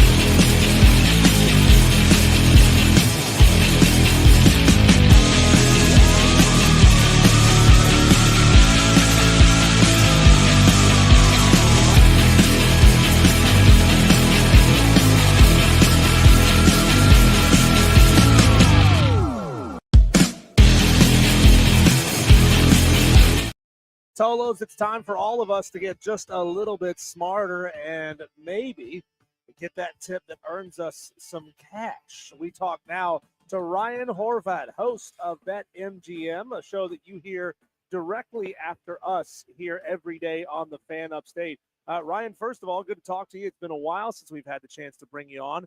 And second, how weird is it for you to be sitting on hold listening to Rob Brown, a host that you sometimes occasionally host with on another radio station? Yeah, right. I mean, I just heard from Rob last night. He joins the show every Tuesday night. I host every single Friday with him for 4 hours. So it was great to hear his voice. It has been a long 24 hours without him. I was texting back and forth with him this weekend because I took my son to SummerSlam in New Jersey. And spoiler alert, if you guys taped the event or if you're even wrestling fans, but CM Punk won the title only for Seth Rollins to cash in. So in the business, we call that a bad beat, right? Like your team has a big lead, you blow it down the stretch, you lose a bet that maybe you thought you already cashed. For him, that's kind of how it went down. And I know Rob's a big wrestling fan, so he got a kick out of it. So we were texting back and forth this weekend. And actually Friday, I think, will be our last show together for a while because my co-host Brad is back on Fridays for the football season, but he takes off for the summer. So unfortunately, I think this Friday will be the last dance for me and Rob for a while. How about that? Ryan, it's Cole here. Always appreciate you hopping on with us, man. Want to talk some NFL futures as well as college football futures, some interesting bets before the season gets going. One thing that it caught my eye, I'm intrigued by. I don't see a lot of Chicago Bears on any of these, like, defensive player of the year, offensive player of the year, regular season MVP. I see one here and there, but then you look at coach of the year. Ben Johnson is favored plus 650 to win coach of the year. You're the expert here. Make this make sense to someone like me who doesn't understand how Ben Johnson in his first season in Chicago is plus 650 to win coach of the year. Great question, man. And that's actually my favorite market to bet, right? Because I like trying to find the teams that are going to go from worst to first, or maybe like a team on the come up that's going to make the playoffs. You know, we could talk about a couple of those coming up here. But, like, you know, I always get a kick out of when people bet Andy Reid, right, or Harbaugh to win coach of the year. I just think that those are dumb bets because for Andy Reid to win coach of the year, man, the Chiefs are going to have to do something historic. They're probably going to have to go 17-0. And even then, I don't know that Andy Reid's going to be coach of the year, right? Like every year, Andy Reid could be coach of the year. Bill Belichick could have been coach of the year, but that's usually an award for a newer head coach, you know, or a coach that takes a team from 6 wins to double-digit wins. And I think that's the thinking there with Ben Johnson is look what he did in Detroit. You know, Jared Goff, 3 straight seasons, has thrown for over 4,000 yards, and he's been an MVP candidate. But we got to remember, man, 5 years ago, he was benched by Sean McVay for a man named John Wolford going into the playoffs. You know, like Ben Johnson, I'm pretty confident that he's going to make Caleb Williams look good. One, I think Caleb Williams has a ton of talent. I think he picked up some really bad habits, really that last year at USC, because that defense was historically bad under Alex Grinch. And I thought that was Lincoln Riley's laziest coaching job. So every week for USC to have a shot, Caleb in the offense had to hang 40-plus points. So I think he started playing a lot of playground football where he was holding onto the ball for 4 or 5 seconds in the pocket trying to make plays with his legs, and you just can't do that in the National Football League, as you guys know. So I think with Ben Johnson, you're going to see Caleb under center more. I love the Colston Loveland pick. Hopefully he could get that shoulder healthy. You pair him with Colt Kmet, so they're going to run more 12 personnel, more 2 tight end sets, more play action. The Bears were almost dead last year in play action usage. They were almost dead last year in pre-snap motion. And that stuff does matter, man. That's what makes Jared Goff look so good at times. You know, that and a really good offensive line, but he still struggles when he's under pressure and when he's holding onto the football for too long. So I think people are just falling in love with the Ben Johnson hire because they're figuring he's going to fix the offensive side of the ball. Chicago spent a ton of money on the offensive line. The last couple of years, that's been like an XFL offensive line protecting Justin Fields and Bagent and Caleb Williams and everybody else who's been under center. And then on the defensive side of the ball, I worry a little bit about the Bears' pass rush for them to win double-digit games and compete in the NFC North. But I really like the Dennis Allen hire, man. Like, is Dennis Allen a head coach? Probably not. I really like the Eric Bieniemy hire. You know, like he's not a play caller, I don't think, but he spent time under Andy Reid. and Pat Mahomes, and now he's the running backs coach. So that's the other thing with Ben Johnson. I like the hires that him and Ryan Poles made. And I do kind of like the Bears over 8.5 wins. The only reason I haven't went harder on the Bears and took them to win the NFC North at 5-1, 6-1, one, it's a really tough division. And two, man, it's that schedule. That's a really tough schedule. And I usually don't pay attention to social media training camp videos, but I don't know if you guys saw the one where Caleb Williams can't throw the ball into the net, and then he throws like a hissy fit like he's a 9-year-old. That's a little concerning. Like, I'm not like body language guy, but when you're throwing your hands up in a simple drill. But I was listening to this interview with Albert Breer, and he went and visited camp with the Bears, and he said right now they're just throwing everything on the plate for Caleb Williams. Usually you try to ease the guy in. Instead, they're throwing everything at him, seeing what he could do, what he can't do. But the concerning thing is, man, Breer said that he thought the other two quarterbacks, Bajent and the other guy, actually looked better in camp than Caleb. So we'll see. That wouldn't be my bet for Coach of the Year. I would actually bet Liam Cohen. Guys, I think the Jags might win 9-10 games. I love the Travis Hunter pickup. I do think he's going to play primarily on the offensive side of the ball at receiver, and then maybe on third downs on the defensive side of the ball, because Jacksonville does play so much man defense. You pair him with Tyson Campbell, who should be healthy. And then one of my favorite player prop bets is Trevor Lawrence over 21.5 touchdown passes. Everybody's out on Trevor Lawrence. We got to remember a couple of years ago, he was the number 1 overall pick. Everybody thought he was going to be this generational quarterback. Hasn't really worked out. But also, look at these coaches, man. Like Doug Peterson did a solid job year one. They won a playoff game. He threw 24, 25 touchdown passes. But year one is a wash because Urban Meyer was too busy playing grab ass in Florida bars. He didn't know who Aaron Donald was watching tape. And, the last couple of years, he hasn't been healthy. Last year, he was beat up. So I like a bounce back year, actually, for Jacksonville.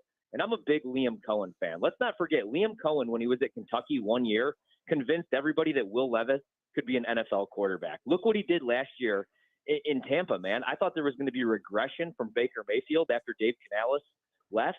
Instead, Baker Mayfield was a top 4 quarterback. He threw 40 touchdown passes and over 4,000 yards. So my bet would be Liam Cohen, not Ben Johnson. But I do think the Bears will be better.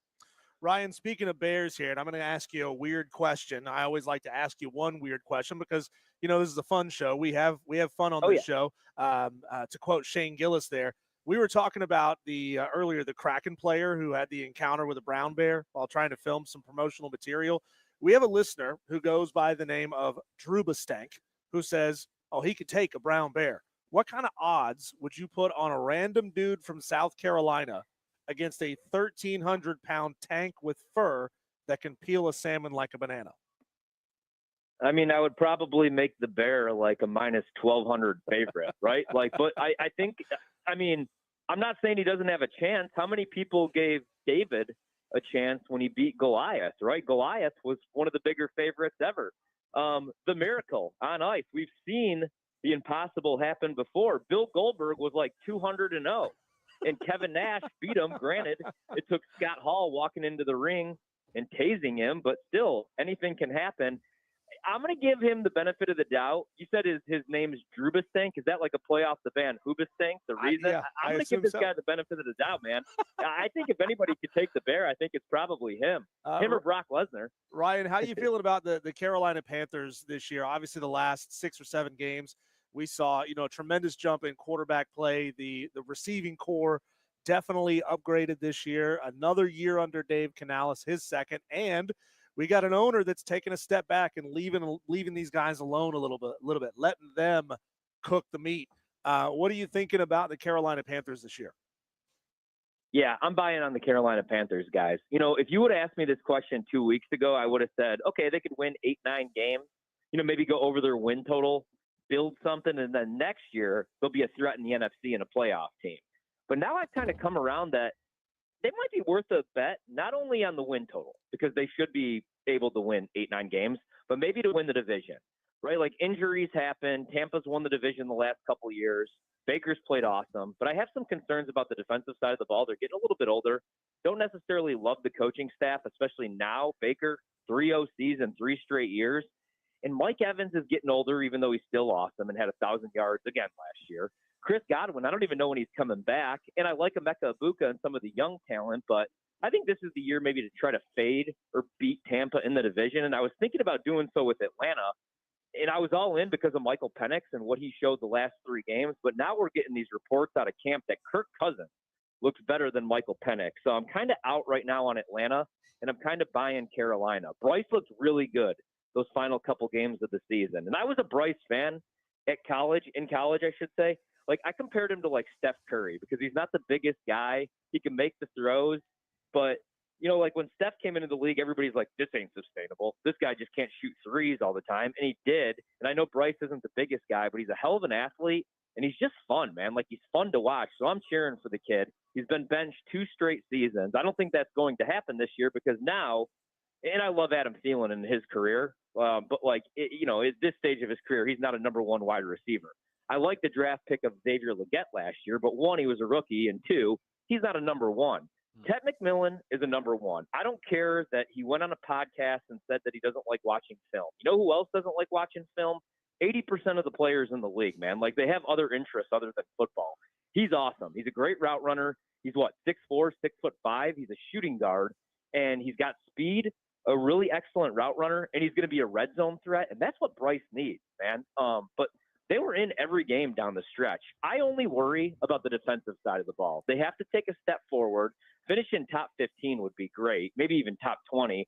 And they got to learn how to win those close games. But they were in every game down the stretch, so I'm kind of buying Carolina this year for Dave Canales. Ryan Horvat, Bet MGM, joining us right here on the Fan Upstate. I want to ask you, Ryan, about Ashton Jeanty. There has been, about Travis Hunter. I was looking at the Offensive Rookie of the Year list. There's been a lot of conversation with Travis Hunter playing both sides of the ball. But when you look at the odds for Offensive Rookie of the Year, he's behind Ashton Jeanty, Cam Ward, Tyler Shuck at plus, right now, according to ESPN Bet, he's plus 1,000 for Offensive Rookie of the Year, and he's plus 1,100 for Defensive Rookie of the Year. Do those numbers in your mind, because you're in this every day in the betting world, do those numbers in your mind answer the question that everybody's asking on if he can play consistently on both sides of the football? I know he wants to. I don't know that it's sustainable, especially because he's like 180 pounds soaking wet, right? Like, I mean, that was doable at Colorado. And it's really interesting how he did it at Colorado, right? Like, he was in all the offensive meetings. He was in all the defensive meetings. And then he would just show up in the huddle, get his route, go out there, and operate, man. He could work from the slot. He could work from the outside. I think the Justin Jefferson comps are insane. Justin Jefferson is the second best receiver in the league. I'll call him 1B next to Jamar Chase, who's 1A, and it's insane that they were on the same college team, but whatever. So I like Travis Hunter. He would not be my bet to win Offensive or Defensive Rookie of the Year. I think he's going to be a hell of a player. I really like Jacksonville this year. He's going to catch a ton of screens. And then they have Brian Thomas on the other side, who's the guy, the vertical threat. He could take the top off the defense. He's going to have double-digit touchdowns again this season. And Hunter's going to be like the yak god, yards after the catch, man. He could have 1,000 yards his rookie season. But I like Jeanty because it's Chip Kelly calling plays. He's awesome, and I think the Raiders are going to be better this year. But don't sleep on Amari and Hampton. I don't know if you guys watch much North Carolina football, but I've watched every single snap the last couple of years. He was my favorite player other than Jeanty. He could catch balls out of the backfield. He's an excellent route runner. And he could either hit you with the speed burst or he could just run you over. So if I were going to make a bet on the offensive side of the ball, man, it would be Amari on Hampton right now. I don't think it's worth a bet on any of these quarterbacks other than Cam Ward because I don't know that we see any of them. Maybe Tyler Shuck, but I don't know. The practice clips haven't been all that great.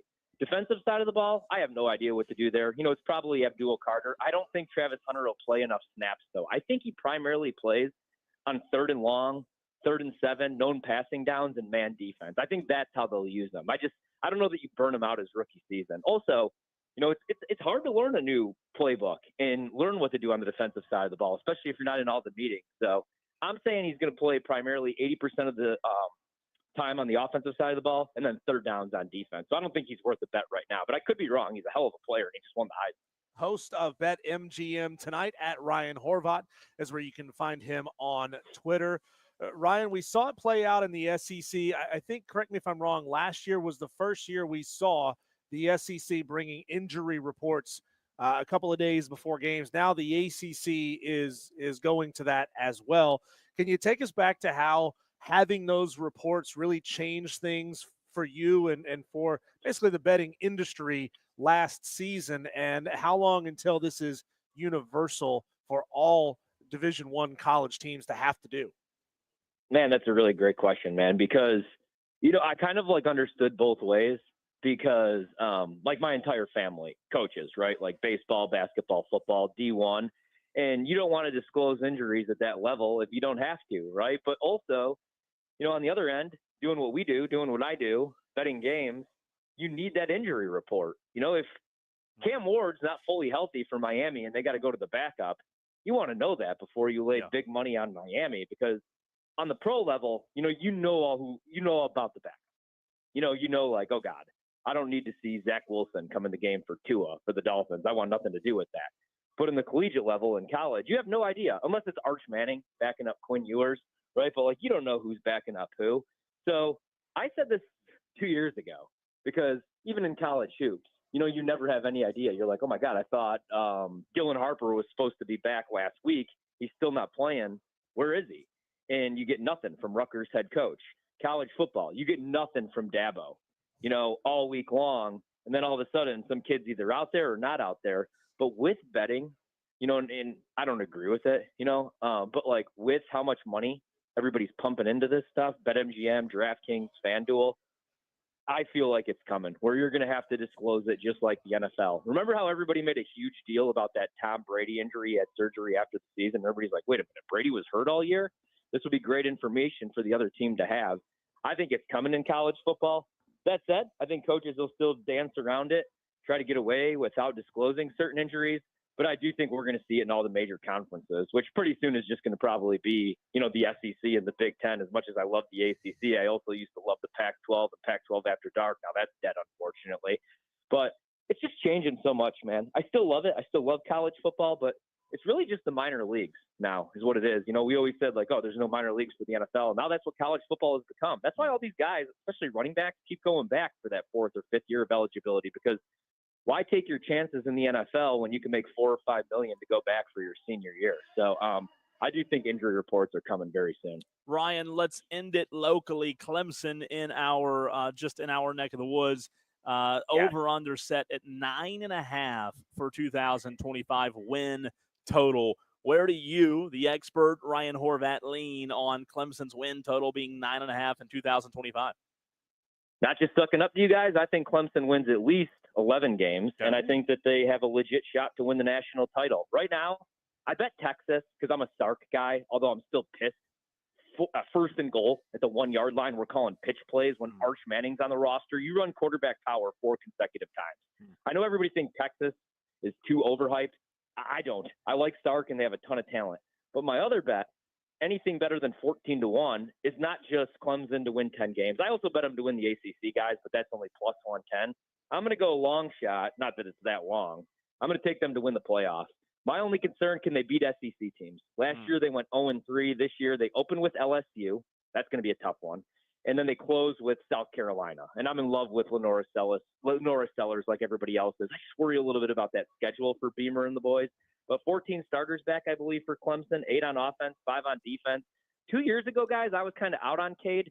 Turns out, if you're a quarterback, you need receivers that could actually create separation. And last year, Cade throws 36 touchdowns, only 6 picks, 4,000 total yards, 40 touchdowns. He could use it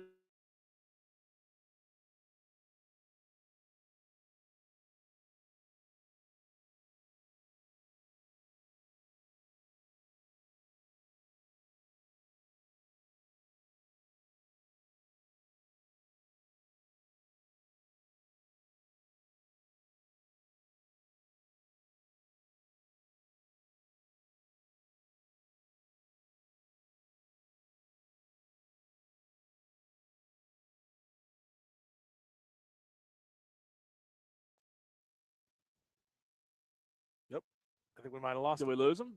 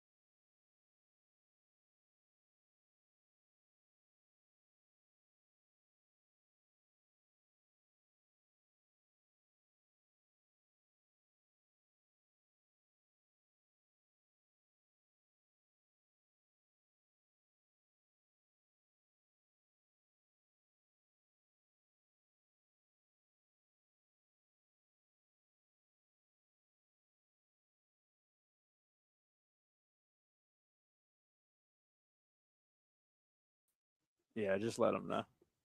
This was what you and I were using for our computers, and it's Evan didn't plug it up. But see, that's connecting the Comrex. See what I'm saying? Yeah. I'm gonna run to the restroom real quick. You text them. Yeah, I'll text them.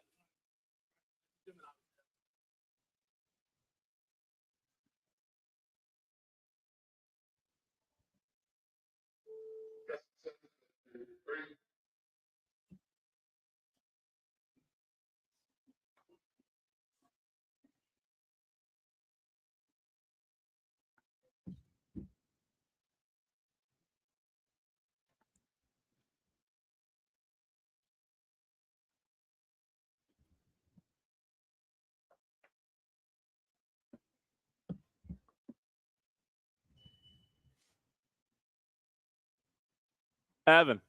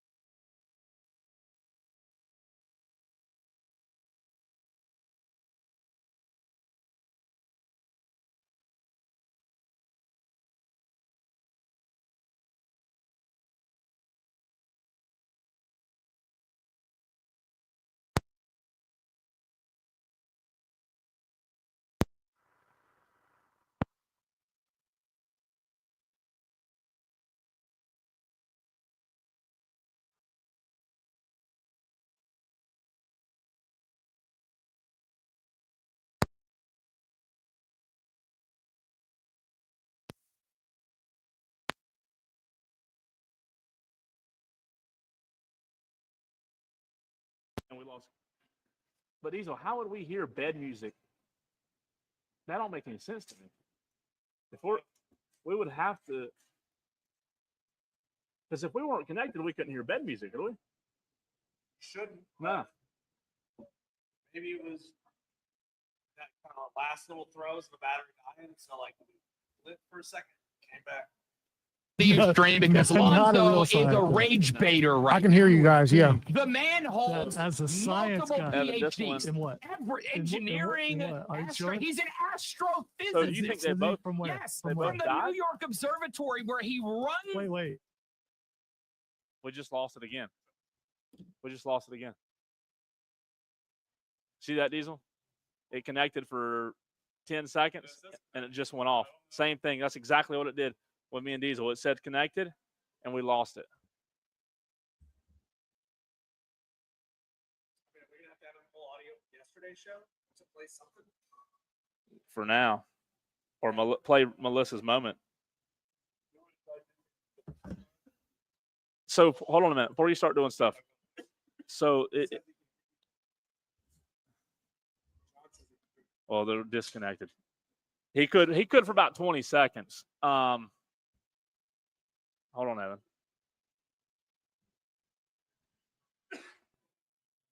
Are these Verizon or AT&T hotspots? What's weird is, I don't know if you have Verizon, Diesel. See, during the interview, my phone stopped working. Like data. I don't know. My data quit working. And then that's when this one, I don't know what happened to this one. I guess it died. This one's not connecting right now.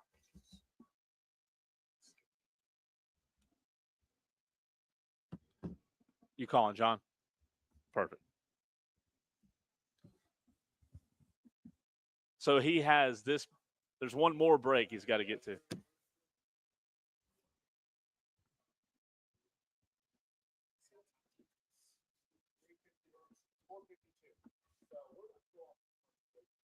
Yeah.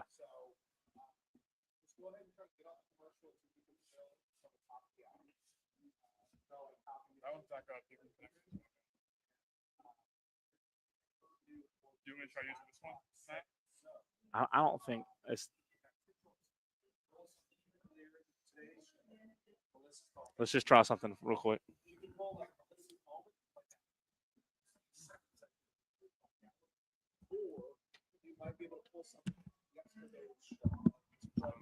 Yeah, I'll swap this one.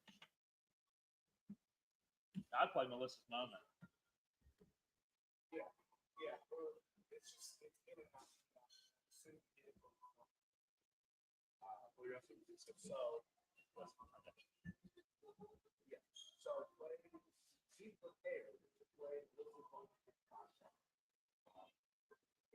Turn it off. Come back on. Oh.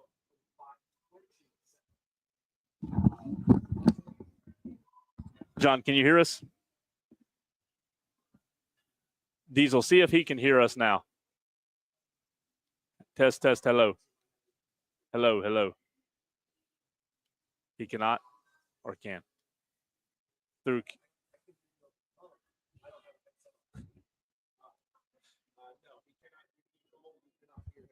So here's what's happening. It says connected, just like it did at the end of Ryan's interview, but it's not. It's not. So the Comrex is telling us that it's connected. I don't think it's an internet. I don't think it's an internet issue. So that's what station there. Could be. Let me call Hendricks. Call Mark Hendricks.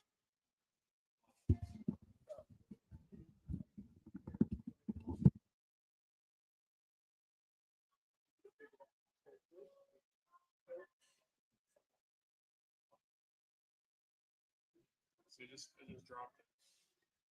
Is there you think it's, hey, do you think it's an internet?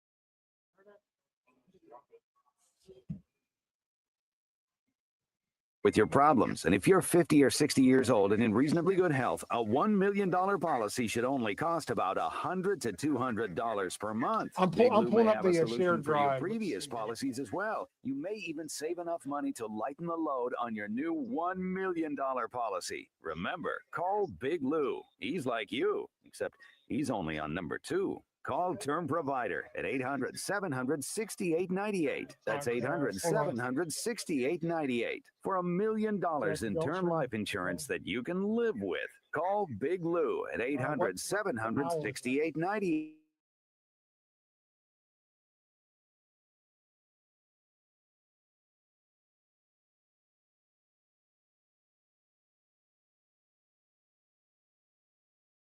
It's in the back of your labeled Jack mind. And Velcher, you think yeah. maybe it'll Okay. disappear. I'll just tough it out. But here's the thing: nothing's changing. Hey, it's Rob Brown. It is time to call and schedule that free 5 consultation p.m. with the segment medical one, pros at Melissa, 5 QC Kinetics. There second- are second hour, thousands of second patients who would tell you segment they Jack wish Velcher, they would have okay? done it sooner. They turned around their lives with QC Kinetics regenerative and I've- treatments that work with your body to help restore and repair damaged joint Okay. tissue. Natural cellular therapies, no scalpels, no pills. It's long-term relief with no dreaded recovery. So bring your x-rays, your MRIs to QC Kinetics for a free, no-pressure chat and thorough evaluation to see if you're a good candidate. Worst case, you learn something new. Best case, you get your life back. Grab the phone right now and give them a call at 864-766-8454 in Greenville and Asheville. Ask about that free consultation. 864-766-8454 in Greenville and in Asheville. It's QC Kinetics. Mad World Haunted Attraction is I can. I just was. 15 I'm years just of getting the fear. elements All ready. tickets I will want to be make sure that. 35% off for one day only on Friday, August 15th. Grab your Mad World tickets for this season on our website.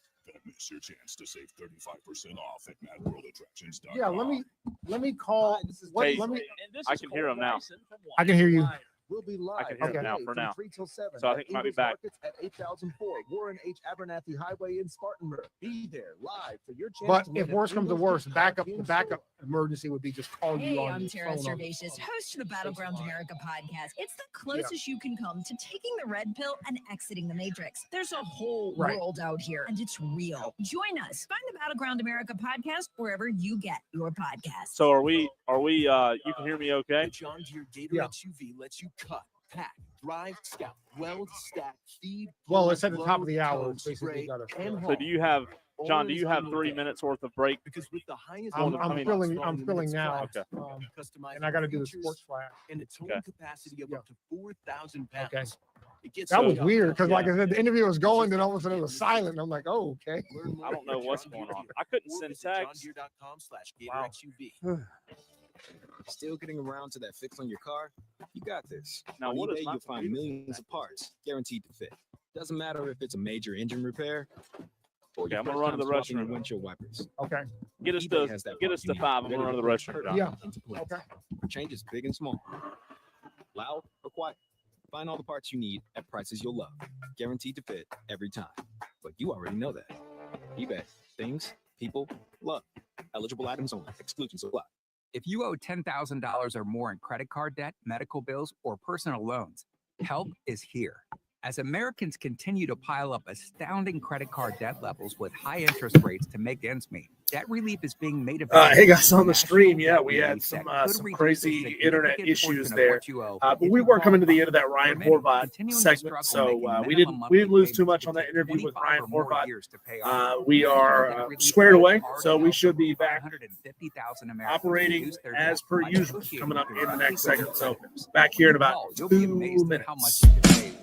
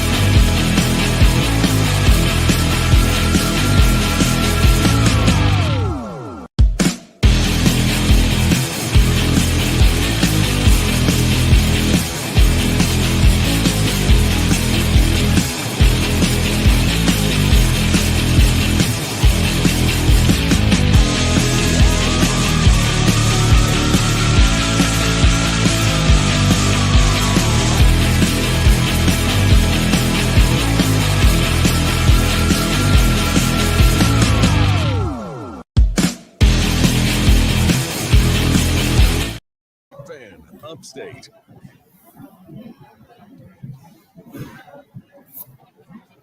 Well, we are back as of now. Knock on wood. Tolo, so sorry about that. We were wrapping up our interview with Ryan Horvat of BetMGM, and all of a sudden, bam, we couldn't hear him. We couldn't hear John, our producer. We can't hear a little bit of echo right now, by the way, John. But we couldn't hear anything. So these and I were, for the past 10 minutes trying to figure out what was going on. We had two hot spots that weren't working. Evan, our promotions rep, was trying to figure out as well, but Tolo, so sorry about that. But really good stuff there from Ryan Horvat of BetMGM. I just, Diesel, I don't know. That was weird. Yes, Sometimes you have technical difficulties, though, right? It happens. Yeah, all in all, when it seems as if you've just had a total system malfunction, and in less than 10 minutes we get it squared away, we're back on the air. I think that's doing okay. Worse things have happened. They have. And some people might say it's a good thing that we got knocked off the air. Yeah, no kidding. No kidding. Let's go to the phone lines, 844-326-3663 to start the 5 o'clock hour. The Hub City Spartanburgers text line is open. The phone lines are open as well, as Diesel and I still have some gift cards to give away. We're at 8004 Warren Abernathy Highway, the Ingalls, on the west side of Spartanburg. So come by and grab a gift card. I want to see you Tolos out there. Who do we have, John? We got Tom in Somerville. Oh, Tom in Somerville. Let's go, Tom. What's up, man? Hey guys, I'll just call and I watched some of the Any Given Saturday on Netflix. Yes. That's incredible. Hats off to Netflix. They have absolutely dominated that. I wish they would have put Spurrier in there when they were talking about Florida, but I keep seeing on Twitter lately about people talking about the WNBA, and I don't watch the WNBA, but everybody keeps talking about betting on this trend that's going around, and I was just wondering if y'all knew what trend they were talking about, and if we should all collectively participate in this trend. Here's what I want to know, Tom, and the trend that you're talking about. As a matter of fact, I'm going to bring it up at the end of this 5 o'clock hour in the 5:45 segment. But I just want to know, how do you body scan people for that item, right? I mean, it seems like a clear invasion of privacy if you're specifically looking for objects that look like the things that people are throwing on the court. Oh, and the thing is a lawsuit is coming eventually because of this.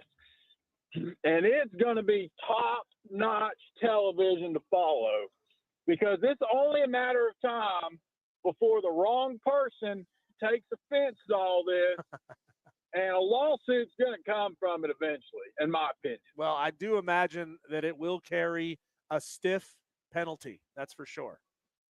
Hey, I did see this, and I don't know if you saw this yet, but they are going to try and implement a no-bag policy for WNBA games.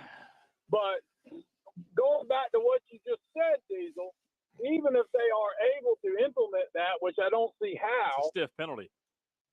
They're not going to be able to correctly tell someone or ask someone what is in your pants. They're just not going to be able to. It's a lawsuit waiting to happen. You've seen this is Spinal Tap before, right, Tom? Oh yeah. Do you remember what the bass player of the band used to do to make sure he looked good on stage, but he got busted in the airport with it? Oh man. Yeah. I can only imagine. He had a zucchini wrapped in aluminum foil stuffed down his pants.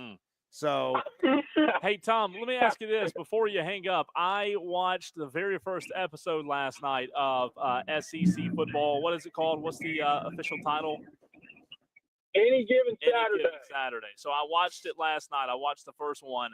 I didn't watch more than one because after I watched the first one, I was like, man, these are so good. I want to split them up over the next couple of weeks before football gets here. for those that haven't watched, Tom, let's not spoil it because it just came out yesterday. But of these sports documentaries that I've watched, I don't know that I've seen one as behind the scenes and just good. And that's really the only word. I mean, from the Florida perspective, LSU, South Carolina, it was amazing. I thought, I mean, I was blown away by it. I didn't think it was going to be that good. You know what? I told somebody this. I think it is a combination of Netflix's The Quarterback mixed with NFL Films Present. Y'all remember NFL Film back in the day? You know, they used to play it on loop. Yeah. You know, I think it's a combination of the two of those, and they have absolutely they have knocked it out of the park. I mean, they did it great. Yeah. And one more thing before I go, I do want to say, since ESPN bought NFL Red Zone, there's rumors that we're going to get a college football Red Zone, and I hope it happens. They can take my money. They can take everything I own so I can have a college football Red Zone. Well, I like Tom, that. I've heard an audio version of that when it comes to college football, something that flips around anytime there's a team that's inside the 20 and about to score. And I'm telling you, it's great radio. Oh, I'm telling you, if we had it, I would probably never watch a standard broadcast again. Tom, thanks for the call, man. Thanks, Tom. Go Gamecock! He always gets that in there. Tolos, we appreciate you. He's making a bid for number 8 on the list. No doubt. Tolos, appreciate you bearing with us during that last segment with the technical difficulties. If you did not catch it, Diesel and I are live on location at 8004 Warren H. Abernathy Highway in Spartanburg. It's the west side of Spartanburg location. We have some gift cards that we have got to give away to you, Tolos. So come by, say Tolo, say what's up, see Evan from Promotions. Diesel's here, I'm here. And, man, it's been buzzing in here today. There's been a lot of people in this Ingles. Yeah, we had, of course, we had Melissa. We had Sienna. We had Taylor. We had another rep from Ingles that I didn't even know who that was yet. I didn't get a chance to meet him. Which one? Oh, no, he was from Wofford. Oh, okay. Yeah. Well, okay. I thought he looked nice enough. I was like, that guy's got to be from Ingles. But, yeah, the whole crew showed up today. The whole crew showed up. So, appreciate the phone call, Tom. Always love hearing from you, Tom, in Somerville. So he talked about any given Saturday. Again, I don't want to spoil it. I could talk about it for the next hour, but a lot of you, Diesel, I'm sure you probably didn't get a chance to watch it. I mean, it just came out. I don't want to spoil it for you or anybody else, but especially if you're a South Carolina Gamecock fan, you will eat this up. You will absolutely love it. Is it one of those documentaries that's meant to be entirely complimentary to everyone? Is it like a hype video? No. Not really. It really just, I'll tell you this, it really, like, nobody's narrating like they have reporters pop in, like Alyssa Lang and different reporters, beat writers pop in. It's not narrated, Diesel, in a way to where there's any bias. It's kind of going through practice, going through, Carolina Old Dominion, then South Carolina LSU. I mean, it is so good. I'm going to watch another episode tonight. There's 8 total. All 8 are already out. And again, it's SEC football any given Saturday on Netflix. Tolos, if you haven't watched it, you'll watch the first one, and like I did, you'll think, okay, how many days until football starts again? Because it's just absolutely phenomenal. They did Netflix has gotten a lot better with this kind of stuff. I mean, they're investing. Diesel. They're investing the money. They're able to get their reporters embedded into these programs and get a lot of information. And by the way, mentioning Ruby Downs as well. Ruby was here earlier today. So the whole crew from Ingles was here on location. But yeah, it's great to see, these conferences getting in bed with some of these streaming services that are more like the bigger, more ubiquitous platforms. I don't know. Maybe that means one day we're going to see SEC games broadcast live on big Netflix platforms. Think of the random week, and it's not going to be for everybody, right? But think of the random week when you got a big Alabama game, there's a huge Florida game, there's a big Georgia game. You can't put them all on TV. And yeah, there's the SEC network. Yeah, there's ESPN Plus where you can stream every single game all over the country just about. But maybe that means we're going to start seeing this cross promotion and this cross pollination with Netflix, just as we've seen the ACC get in bed with the CW network. And it used to say, used to ask the question, like, why are they in bed with the CW network? Because it's on everybody's cable package. And we've already seen That's the NFL, why. in bed with Prime. NFL was on Netflix for a game last season, Uh-huh. so it wouldn't surprise me one bit.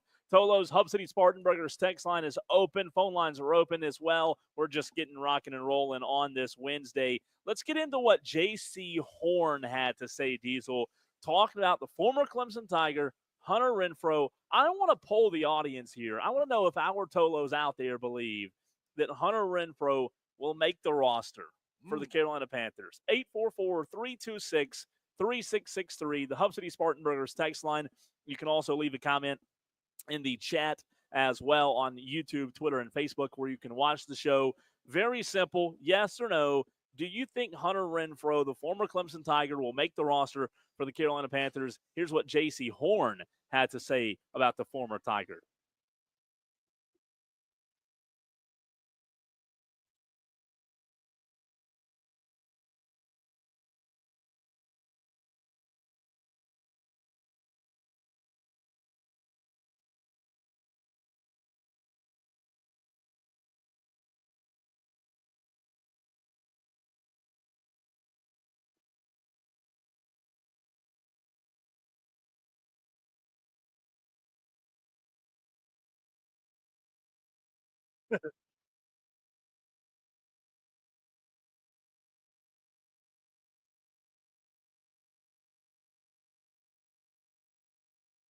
Say it.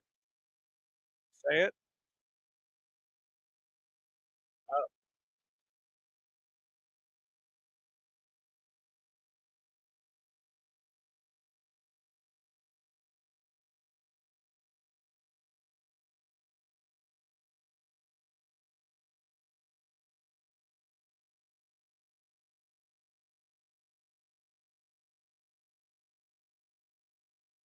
So, cornerback of the Carolina Panthers, J.C. Horn, and you heard him talking about other guys in that clip of audio as well, Diesel. But J.C. Horn says, and you should have seen his face when he said it, Renfrow.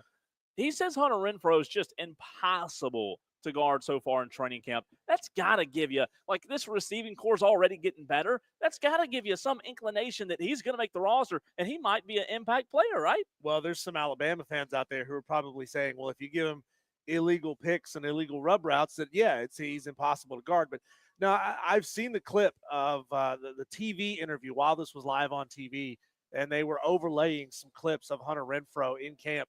And the dude can just stop on a dime and go the opposite direction. He is a very, very difficult guy to get a beat on. As soon as you think that he is crashing in a certain direction, and that's the only way his body weight is going to carry him, he's turning on a dime and going back the other direction, and that's why he's so tough to guard. And I don't know, man, like, when we talk about him making the roster, we've talked about this before, Diesel, but with Ted McMillan being drafted, right, we all know that he's their number one guy.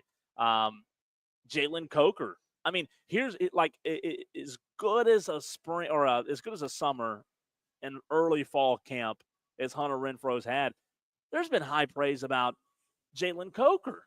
You just heard high praise about Jimmy Horn Jr. So you've got Ted McMillan, the rookie, coming in. Jalen Coker just impressing people left and right. Yeah. Jimmy Horn Jr. out there showing out. And then, by the way, Adam Thielen, who's on the roster.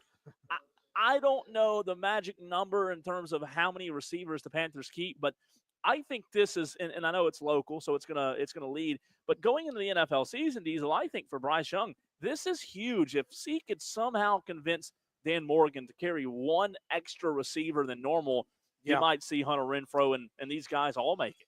Yeah, you got Hunter, who's 29 years old, and I don't know if this starts to enter into Dan Morgan's mind to say he's 29, right? How many 30-year-old receivers are out there playing elite level ball, especially across the slot in the NFL? I mean, last year everybody was talking about how Adam Thielen was just an anomaly.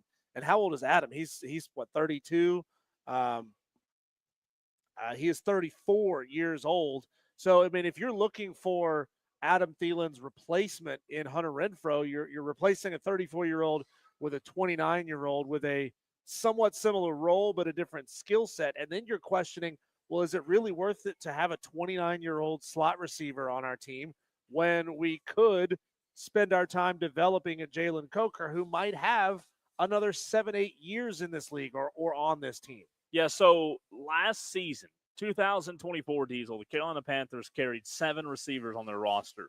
That was their active 53-man roster, right? So 53-man, when the cut comes around in late August, early September, whatever it is, and you go to that 53-man roster, Hunter Renfrow looks safe if they keep 7. If they keep 7, which I think they will, they did last year. I don't know why they wouldn't this year when they have more depth at the wide receiver position. But you've got Ted McMillan, you've got Jalen Coker safe, you've got Jimmy Horn Jr. safe, you've got Adam Thielen safe. That's 4. You also have Xavier Legette safe. That's 5. Don't forget about him.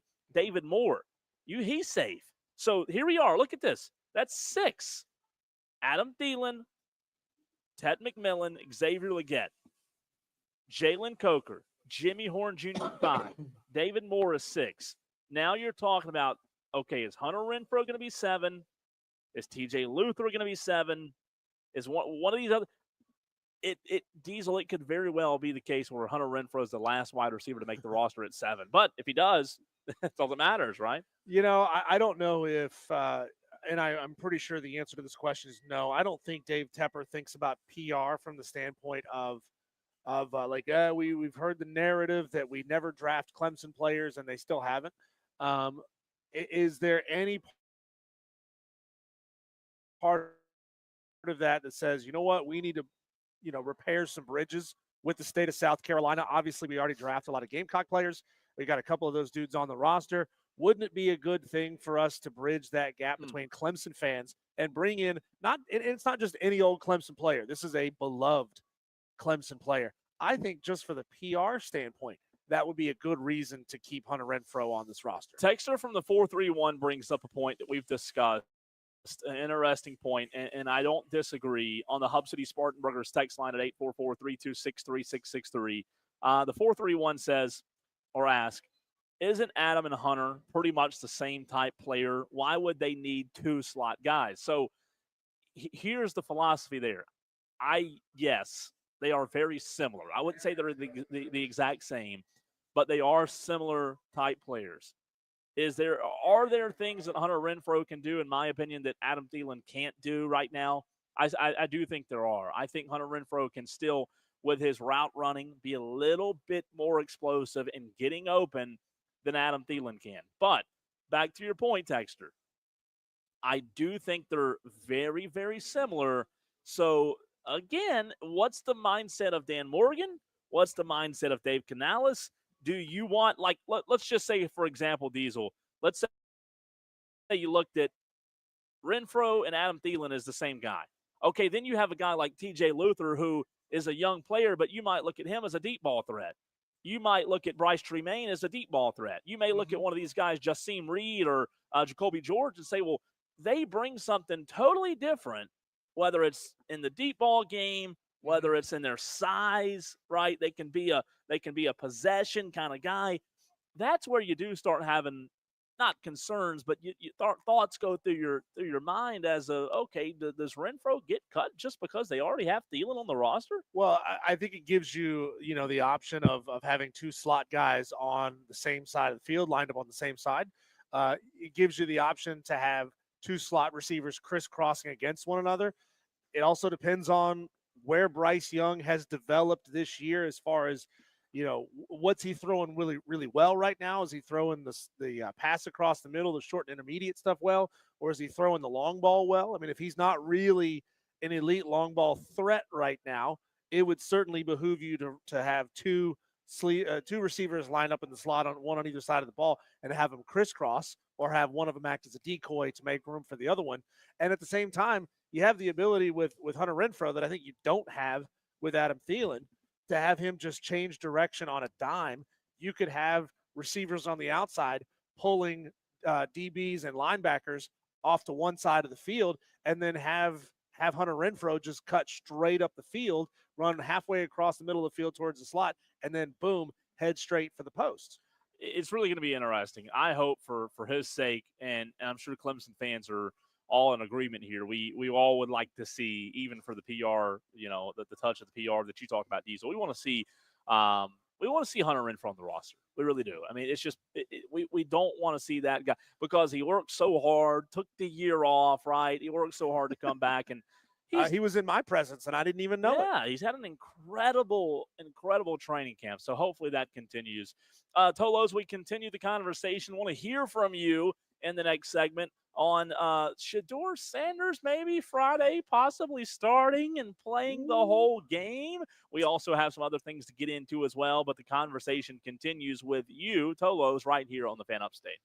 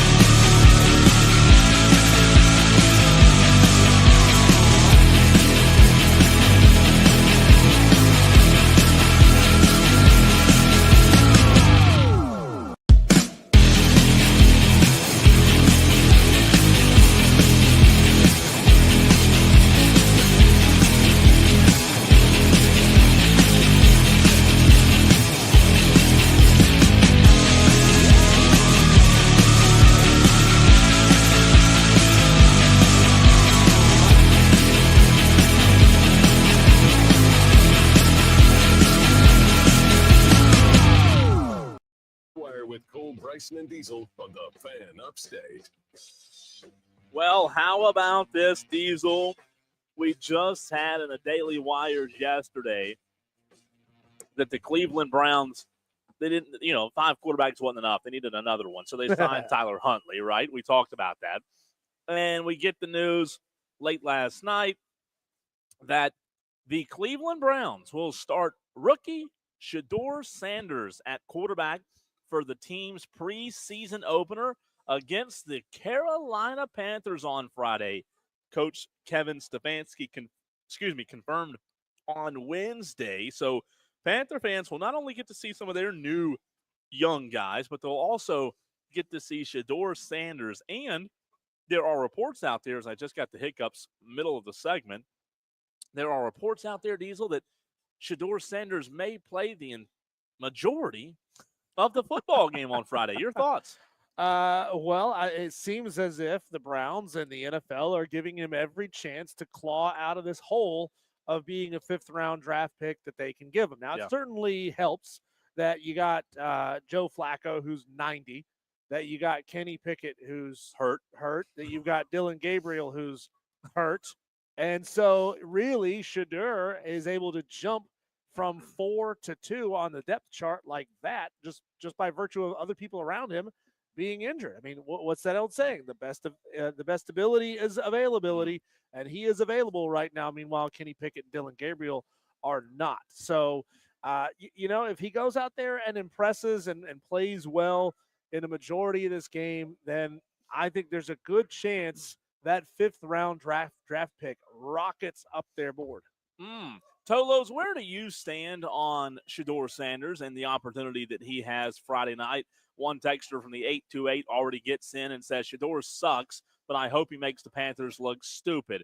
Also missed the text from RJ going into the break. He says, give me Renfro over Thielen all day. Reliable as a pass catcher and can help a young quarterback keep growing. Don't forget the health issue that he had with the Raiders. Hope that is better now. So Shedeur Sanders getting the start.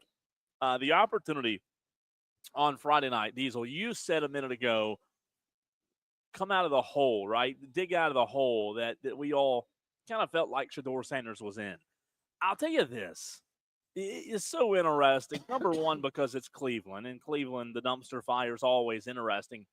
But number two, I kind of feel like Shedeur Sanders right now is he's being given as good of an opportunity to win this starting job as any other quarterback. I mean, I know he's not going to have ones at receiver and ones at running back and the starting defense out there. I get that. But he's not going against ones defensively. He just needs to look competent, right? Yeah. So that's the question. What does he need to do on Friday? Could Shedeur Sanders possibly do enough Friday to win the job? To win the starting job? To put himself up there? As in front of Joe Flacco? Yeah. Ooh, he's got to go out there and throw for like 3 touchdowns and run for 1 more. I mean, he's got to have an absolute Superman monster game. So I guess that the question is then, like, what is it going to take for the Browns? And maybe that's not their plan. Maybe their plan is just to roll Flacco out there. And I'm not so like super high on Shedeur, but Diesel, I'm not high on Joe Flacco either. So that's the problem. Yeah. I mean, there's still a lot of people. Obviously, Joe Flacco was great, when he played in the 70s originally, but he's old. And there's obviously a lot of question marks around whether or not Joe Flacco can still do it. I obviously he's the best of a bad situation, if you want to put it that way, of everything they've got on this roster in the quarterback position. And, they've got to be thinking about quarterback of the future. They've got to be thinking that Joe Flacco is not a long-term answer. Maybe it's that Joe stewards them through the first 4, 5, 6 weeks of the season, and one of these guys will get healthy and one of these guys will impress. Hopefully it's the same person that does both of those 2 things, and then you can just slide him right into that role. If Joe kind of struggles and goes 3-3 over his first 6 games, and if none of these guys come out as ready, maybe you can have Joe Flacco trot out there for all 17. But I don't think that's the plan for them at all. Yeah. Good news is I think the Cleveland Browns, at least I hope the Cleveland Browns have learned their lesson of throwing rookie quarterbacks who are not ready Yeah. out to the wolves, because that's what they've done for a long, long time. Maybe they've learned from that lesson and they've said, you know what? We got to give these guys, whether it's Dylan, whether it's Shador, we got to give them time to Deshaun. learn the system. Oh, God. Sorry. You got to give Deshaun $100 and he'll be just fine. Give him time to figure this thing out, figure out how to be a pro, figure out obviously their playbook and their personnel and all those other things as well. But it's almost as if they're saying, you know what, we're finally going to do this the right way. Here's what it might all boil down to, though. Flipping a coin. Diesel, they play in the AFC North. Yeah. You've got the Pittsburgh Steelers, who won 10 games, I think, a year ago. I'm pretty sure they did, or close to it. You have the Cincinnati Bengals. You have the Baltimore Ravens in your division. So, like you and I and other national talk show hosts out there, we could talk about the Browns and the quarterback situation in the quarterback room till the cows come home. But ultimately, Diesel, in the near future, is it really going to matter? I mean, they're at the bottom looking up right now, and the Bengals weren't good last year. As a team, they weren't. No. So no. I don't know that if it's Joe, if it's Shador, I don't know that ultimately it's going to make a whole lot of difference. The Ravens, by the way, in the AFC North last year, Ravens went 12-5, Steelers went 10-7, 10-7, Bengals 9-8. So that's a mountain they've got to climb. And what were the Browns? 3-14. Gotcha. 3-14. The world needs ditch diggers too, right? Yeah. The league, and this is one of those things that I remember saying when the SEC expanded and just got tougher and tougher. To have teams that win 11 games, you need to have teams that lose 11 games. Not everybody can go 6-6. Yeah. Fan bases wouldn't be happy if everybody was going 6-6. To have great teams, you got to have crap teams. So, the Ravens need the Browns to be bad just as much as we need anything else. Let's go to the phone lines and hear from T.A. in Gaffney on this Hump Day edition of Wire to Wire. T.A., I want to start by saying I saw on Facebook this morning, happy birthday to you, sir. My God, thank you very much. Thank you. I appreciate that. And great show, great talk. But Cole, you stole my thunder. First of all, I want to make a prediction. Y'all had my main man, Johnny Littlejohn, the new head coach from Gaffney, on the air the other day. Yep. And I'm predicting in his first year at the helm, Gaffney wins the state championship. So I won't talk much, no more about that. Okay. Unless you want something. Okay. Yeah. First year. So what would you? So state title in his first year, TA. That is a huge ask. What would you be? What's the floor of what you would be happy with in his first year? Nothing less than at least a minimum of an upper state championship game. That's true. Ooh. Yeah. All right. But I will they're say, loaded, man. it sounds so like he's been in the program for 20 plus years, so it's not like he's new to the campus. He's new to the sideline. He's been the offensive coordinator forever. Donnie Littlejohn's been ready to head coach for the past 10 years. Yeah, it's just he finally got to his time. I agree with TA. I think when you look talent for talent, spot for spot, roster spot, position by position, you find one or two teams in the state, maybe Dutch Fork, that have the talent that Gaffney's going to have this year. But I agree with you, TA. They're loaded. I told somebody last night that if they don't win, if they don't play for the state championship, it's a disappointment. And that's not new news. That's every year in Gaffney. But this year they're going to be as talented as just about every team. There might be one or two, maybe a Northwestern or a Dutch Fork, but they're going to be up there with the best of them. Yeah, and I predict a win. So, but back to the NFC North. I really don't know why Cleveland even has Joe Flacco in the mix, because he's diluting the position. Number one, Joe Flacco ain't putting nobody in the stands in Cleveland. Sure. Number two, if you went with him game for game, he's going to probably win you 2 more games, 3 more games than a Shador Sanders. And the question I heard was, can Shador Sanders win the job this Friday? And I absolutely think he can, with a 65, close to 70% completion percentage, 180 to 200 yards passing, no turnovers, just a nice, clean, a well-managed game for Shador is what and all he is looking for right now. Flacco, they should cut him. I don't know why. He does nothing for you. He's not the future. He's not the present. And I don't know why they have him on the team. I don't know if y'all mentioned, I think last night or yesterday or this morning, they signed Tyrod Taylor, which he's at the end of his end. But I would rather have Tyrod Taylor out on the field with his athletic ability than Joe Flacco, who runs a 5.9 40. So, I mean, maybe a 6 flat. I don't know. But TA, are you forgetting basically the entirety of the Cleveland Browns at the quarterback position? I mean, you go back to the year 2000, and it's hard to find 2 seasons in a row where they ran the same quarterback out there, and most of the time they were running unprepared rookies out onto the field. Has that not taught you anything of maybe giving these guys just a little bit more time to learn before you throw them to the wolves? I wouldn't say so. I would say Baker Mayfield, his first year, had an outstanding year, got all kind of endorsement deals, was all over the TV every day, all day, and had a very good year. And then all of a sudden he has nobody to throw the ball to. Nick Chubb gets hurt, and they go in the tank because they're in the toughest division in the NFL. So you got to bring it every week in the NFC North with Lamar Jackson at quarterback. And what disappoints me a little bit about Cincinnati is Joe Burrow was up there, just basically saying, if you don't re-sign T. Higgins, I might throw a fit.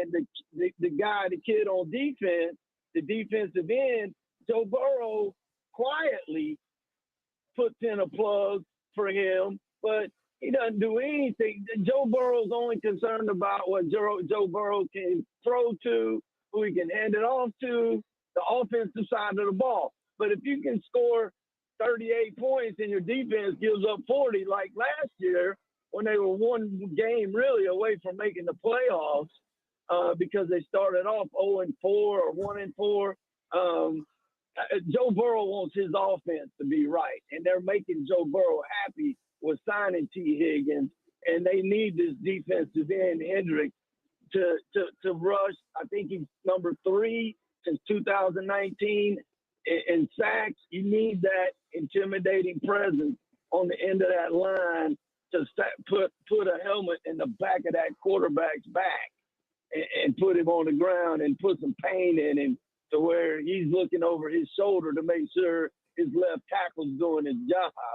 And that's what you need to be a competitive team in the NFC North. So without that defense being any good, I'd say we're right back, maybe worse than I think you said they were 8-9 last year or 7-9. The Bengals were, yeah. Yeah. Okay. So sorry to jump around. I'm just trying to get a lot in as far as Joe Burrow getting what he wants on offense, but not getting what they need on defense. And then again, back to Cleveland, I just don't understand why you would throw Flacco out in there, period. I'm with you. Shador, to end this, I think Shador Sanders can win the job. You have to be a soft play calling offensive coordinator, high percentage throws, bubble screens. I call it the Clemson offense because they don't have DeAndre Hopkins in his prime and T. Higgins in his back when he was in college. But you got to have them high percentage throws, the long handoff, so to speak, getting the ball to the running backs out the backfield. Because Shador, none of those guys, Dylan Gabriel's not going to come out and just start chunking it 60 yards down the field. They don't have the weapons to do that. T.A., you're the man. Appreciate you as always, brother. Appreciate you, man. Yeah, a lot of good stuff there. Texter says, here you go. Here's a plan. Part 1, play Shador all season long to tank.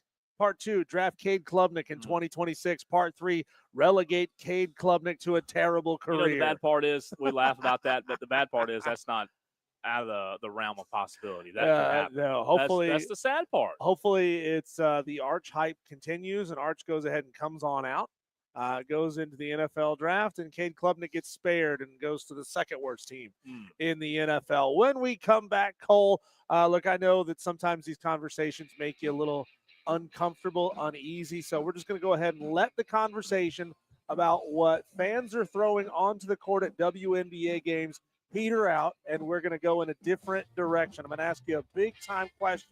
If you were in a conference with a school that was struggling this handily, this mightily financially, would you make moves to cut them loose or give them time to figure it out? Something wild that's going down in the Sun Belt Conference. We'll talk about it next.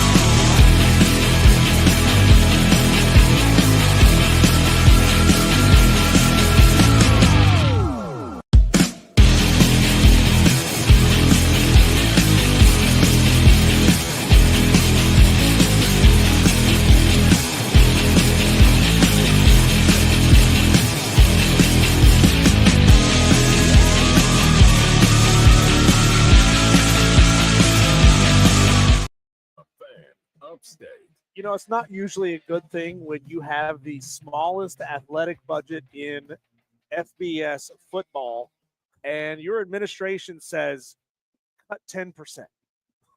That's usually a recipe for disaster. Did you say Cole. the smallest? The smallest. That's what's going down right now at a Sun Belt school, which directly affects guys like Corn Chips.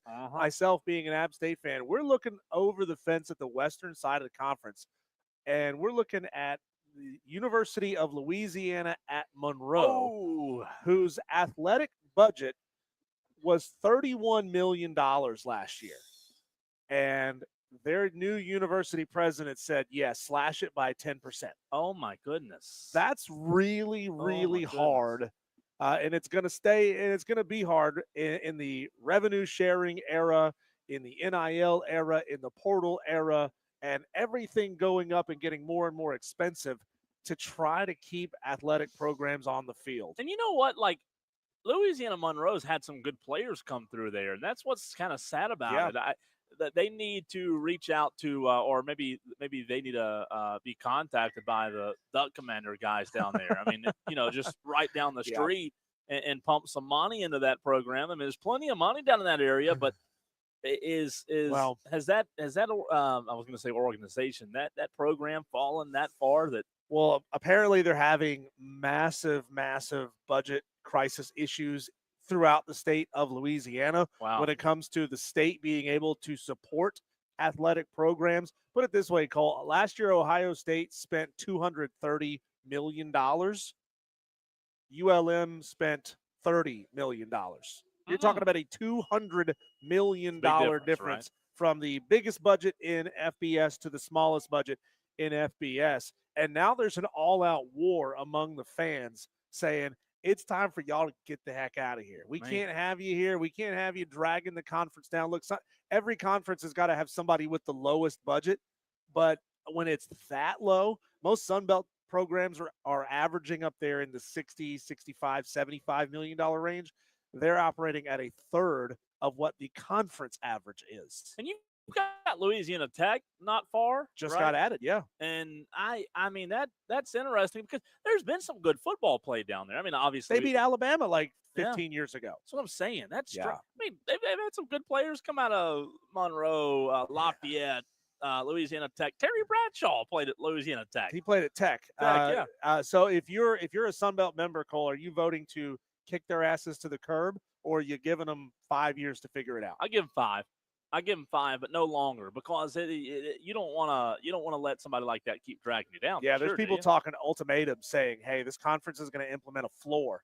This has to be your minimum budget, and if you can't reach that minimum budget, have fun playing in the FCS." It worked for Idaho, by the way. Idaho moved back to FCS, and they are rolling people. I'm telling you, it's fun to win. If I was struggling for decades the way that some programs are, I think I'd rather drop back down to FCS and go win some football games. It really is crazy.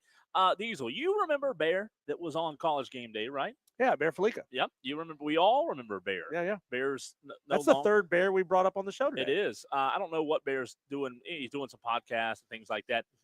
Bear went against Clemson. Bear attacked Clemson in a recent podcast video. He is not as high on the Tigers as everybody else is. We'll hear the audio and react next.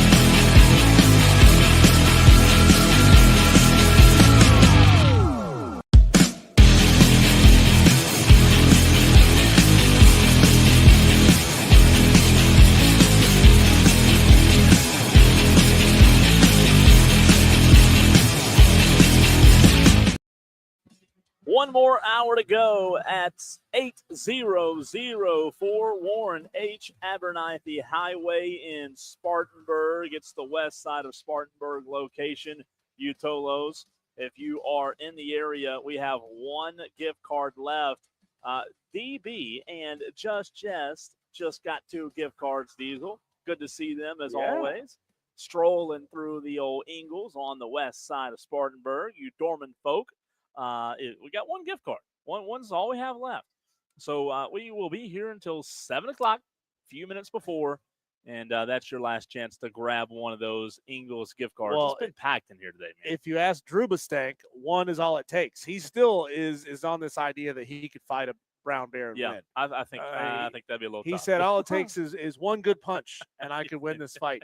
When it takes like 5 shotgun shells to bring down a brown bear, you can just one punch, you know? I love the confidence, though. I like the confidence or stupidity, one of the two. Speaking of bear. You can punch him once. That's about the only one you're going to get. Yeah, the fight might be over, but Yeah. just for the other.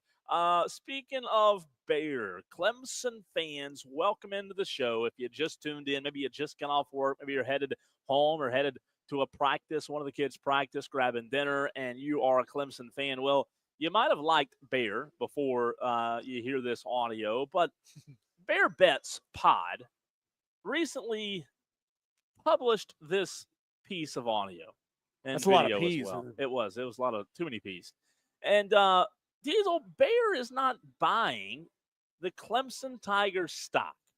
We react on the other side of this audio and ask the question as to same thing we had the conversation with Will Vandervoort at ACC kickoff. Are we being too high on Clemson, or is Bear being too bullish? Here's that audio. Coming to you shortly. I'll start it over.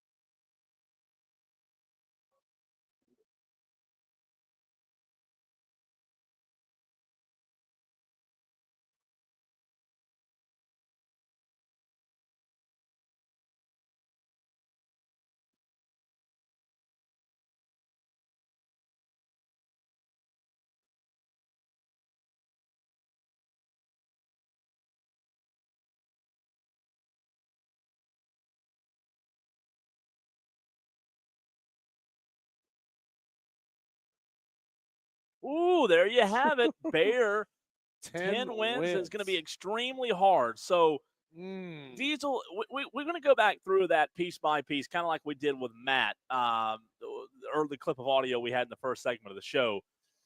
But what Bear said there weren't many lies that Bear said in the first part. Now, he did start getting to some of his opinions later in the piece of audio where he predicted that Clemson would have some struggles against that schedule. But when you listen to Bear, he didn't tell a whole lot of lies. It's just a matter of if you think Clemson can handle that schedule. Well, look, I mean, good teams win games that they probably shouldn't win, right? I mean, it's not all Alabama where you're blowing out everybody by 35 points. Good teams find a way to win when they're not playing well, and that was Clemson a lot last year. He's talking about the Pitt game. They gave up 13 points in the fourth quarter and almost lost that game to Pitt last year. But what happened last year has absolutely no bearing on what's going to happen this year. I'm just not buying Bear being so down on this team and using the results of what happened in last year's game as if it actually has an effect on what happens in 2025, because it simply doesn't. Okay. So I like that. I want to get back to that. Let's do this.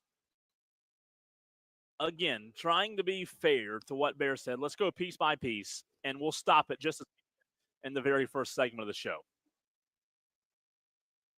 I'm going to start it over one more time. Let's start there. What did they really accomplish? Now, we could spend 3 hours on this, but we don't have 3 hours. So let me tell you this, Diesel. And Dan B's here, by the way, and Dan B can tell me if I'm wrong. But I want to stop it there. He asked the question, what did Clemson accomplish last season? And I am admitting on the radio today that I was wrong 6, 7, 8 months ago, Diesel, when Clemson made the college football playoff, got beat by Texas, right? Many people, including myself at that time, said they didn't belong there. They got hosed by, they got beat pretty good by Texas. Texas was a better team. They didn't belong there anyways. That playoff appearance really doesn't do anything for them. That was my mindset. That was the mindset of most people, right? Including Bears. However, I will tell you this. My mindset's changed in the last 4 or 5 months. I do believe that there is a lot to be said, Diesel, in terms of value when you talk about a young group of players making it to the top of the mountain where they can see the top, and ultimately they aren't talented enough to achieve the ultimate goal like Clemson didn't do last year. So a season ago, I said, oh, they lost in the playoffs to Texas. No big deal. Like, it didn't have any point being there anyways. But now I look at it, and I disagree with what Bear said because what they accomplished last season, I think it's uber valuable, ultra valuable that those players on this year's roster came that close to beating Texas or being that close to being in the second round and saw what could have been. Looking back on it, I do think it's valuable. Well, it just goes to show you that college football is massively unpredictable, right? I mean, you could think that this Clemson team has on paper the type of team that can compete with Georgia, and obviously they just simply did not.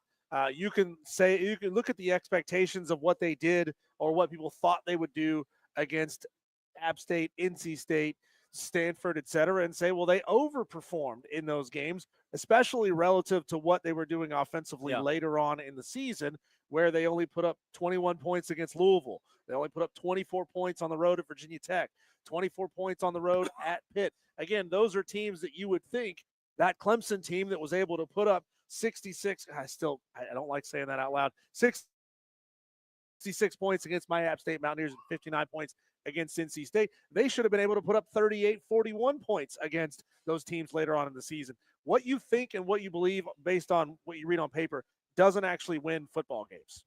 My whole point is, going back to what Bears said, what did they accomplish? They did not win a trophy last season. We all know that. Right. But I do think there is a lot of value in seeing the top of the mountain. And for these guys coming back, they're bringing back everybody.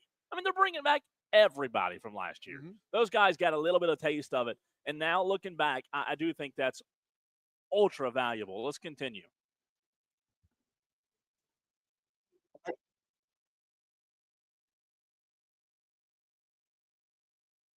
So he's right on the Louisville. He's right on South Carolina. Yeah, I remember that Louisville game where it's just they couldn't get off the mat. They couldn't figure out anything in the second half of that game. No, he's 100% right. Let me back it up to that. And just about every coach, even good coaches, I guarantee you Nick Saban could find a game, whether it was at his time at Alabama or in his time at LSU.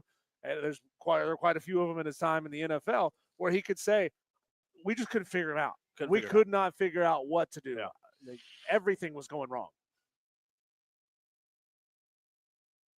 Loss on your home field to South Carolina. 100%. He's dead on. No rebuttal from me there. What happened there was bad. South Carolina was really good. Clemson had the better team in my mind, but South Carolina had the better player. Especially when you had the momentum in that game and you gave it away. Yeah, I think that game hinges on the shoulders of Cade Klubnik. I think, again, it's a team game. We all know that, but I think Cade Klubnik cost Clemson the South Carolina game, in my opinion. So we'll continue.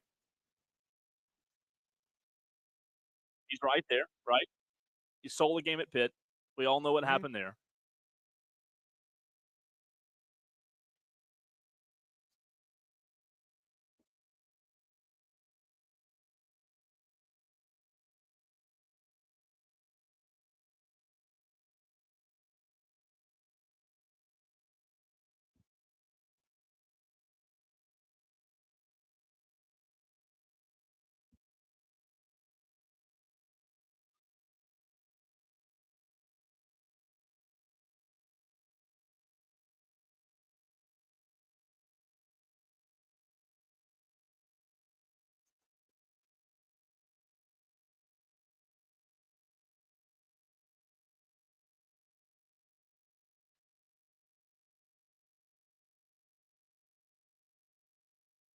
So he talks about the schedule toward the end of that piece of audio, Diesel. Clemson's schedule, I wouldn't call it difficult. There are some difficult moments. LSU is going to be a difficult moment. South Carolina's going to be a difficult. Louisville might be a difficult moment. But overall, I don't look at that schedule and think, oh, Clemson's schedule, it just sets up to where it's going to be a tough. I mean, it's top 25 teams they are not seeing week in and week out. Georgia Tech on the road could be tricky, but like how much? But who's more talented right now? More talented, and how much of an atmosphere do they really have there at Bobby Dodd Stadium? I 100% agree with that. Maybe are we acting like Bobby Dodd's? Oh, go play Bobby Dodd. You know? Maybe by October 4th, and this is a big old maybe. Maybe North Carolina is feeling themselves at that point, right? North Carolina's coming off a bye, so is Clemson going into that game. Maybe they're feeling themselves. Maybe they beat TCU, and we've already talked about their garbage schedule. So it's entirely possible that North Carolina is undefeated or one loss at that point. Maybe they're feeling themselves, and they put together a great atmosphere up there at Keenan. My whole thing is, if you're as talented as you say you are, at Georgia Tech, you're supposed to win that game. North Carolina, supposed to win that game. Florida State, you're supposed to win. Like, yeah, there could be some hiccups, but we're talking about maybe one of the most talented Clemson teams they've had in the last 10 years. I mean, I don't want to hear this like, oh, their schedule's got some little hiccups in it. No, you're more talented than everybody other than LSU, and South Carolina is going to be a bugaboo because it's at Williams-Brice, Diesel. You said that. But I don't want to hear this like this constant, well, you can't have it both ways. You're either good, you're either really, really good, or you're not. You can't have, your schedule, you got something to take. No, I don't know. I don't disagree with everything Bear said there. I just ultimately, at the end of the day, believe that Clemson, most of the time, Diesel, when they lose, Clemson's the team that beats themselves. A lot of self-inflicted wounds, and if they don't have those, I think they win the majority of the games on the schedule. Again, you and I will predict next week, but we'll see you on that. Yeah, I'm looking here at going down the line here of position groups, Cole, and we were talking about this earlier when we were talking about groups. Where does Clemson average when you look at these groups? And remember, we talked about Clemson being number 1 in quarterbacks, number 31 in running backs, and that's going to be a problem for them. We'll see how that develops. Number 2 in receivers, number 2 in offensive line, number 2 in defensive line, number 8 in linebackers, number 3 in defensive backs. You divide that by, and I'm going to have to do the math here, how many position groups is that? That's 3, maybe 4, 5, 6, 7. That's 7 position groups. They're average number 7. Yeah. The top, an average of 7th in the running when back it comes room, to position groups and in the special country. Teams brings that down a lot too. Right, special teams does hurt that considerably. Running backs hurts that considerably. We do believe that there is some talent in that running backs room at Clemson, and maybe it develops and it is better. But even if they just kind of hit that 20 or so mark, now all of a sudden you're talking about a top 5 team. It's going to be interesting across the board. Yeah, but going back to the very first segment, or when we did that segment earlier today with the Phil Steele top units, what we're doing is, Diesel, we're almost, and again, I know media hype doesn't win you games, but we're almost kind of in a way giving Clemson no excuse. Like we all know, they know, Dabo knows, they talked about it at the ACC kickoff. They're more talented than everybody else in the conference. They're just as talented as the top 3 or 4 teams in the country. Mm-hmm. It's all going to come down to LSU and South Carolina for me. And I have really, Diesel, struggled mightily. And I pushed it off. Just so you know, I pushed it off a whole week in making our predictions. I've been struggling in terms of what games I think Clemson could lose. Somebody even asked me today, Cole, what's your season? And I said, I don't know yet. I said, I'll know next week. I've been struggling, but the more that I think about it, I do think Clemson could run the table in the ACC. I know Louisville could be a hiccup. Yeah. Jeff Brom, I love Jeff Brom and Miller Moss. I think they could that Friday night game, if they were going to lose one, that could be the one they lose. But just looking at the ACC, if you told me they lose one SEC game, one ACC game, okay, maybe. I don't see them losing both SEC games this year. Yeah. Diesel, as talented as they are, I just think those 2 games, man, those are it's gonna come down to those 2. Look, I think the world of Jeff Brom, and I like Miller Moss. Do I think those two combined give you a 9 or a 10-win season? Probably not. I think they're probably more in the 7-8 win season mark. Look, I was impressed sitting there talking to Miller Moss. He's a really smart guy, but I mean, you don't hear about a ton of West Coast quarterbacks coming east and finding success in better conferences than what they were in. I'm just not seeing it with Louisville and Miller Moss this year as being some giant bugaboo that's going to be able to knock off Clemson. See, I am. I think if they lose a game in the ACC, I think it's probably to Louisville. I think so. Here's the deal with Miller Moss. That game's on the road, correct? It is a Friday night game, Diesel. That is at Louisville, November 14th. On a Friday night. That's what I'm saying. So I think they could be. Look, Miller Moss is not the best quarterback since sliced bread, but when you go back and watch last year, LSU versus Southern Cal in the opener, Miller Moss made some plays. And mind you, USC beat LSU. Did we forget about that, Tolos? LSU lost last year to Miller Moss in the opener.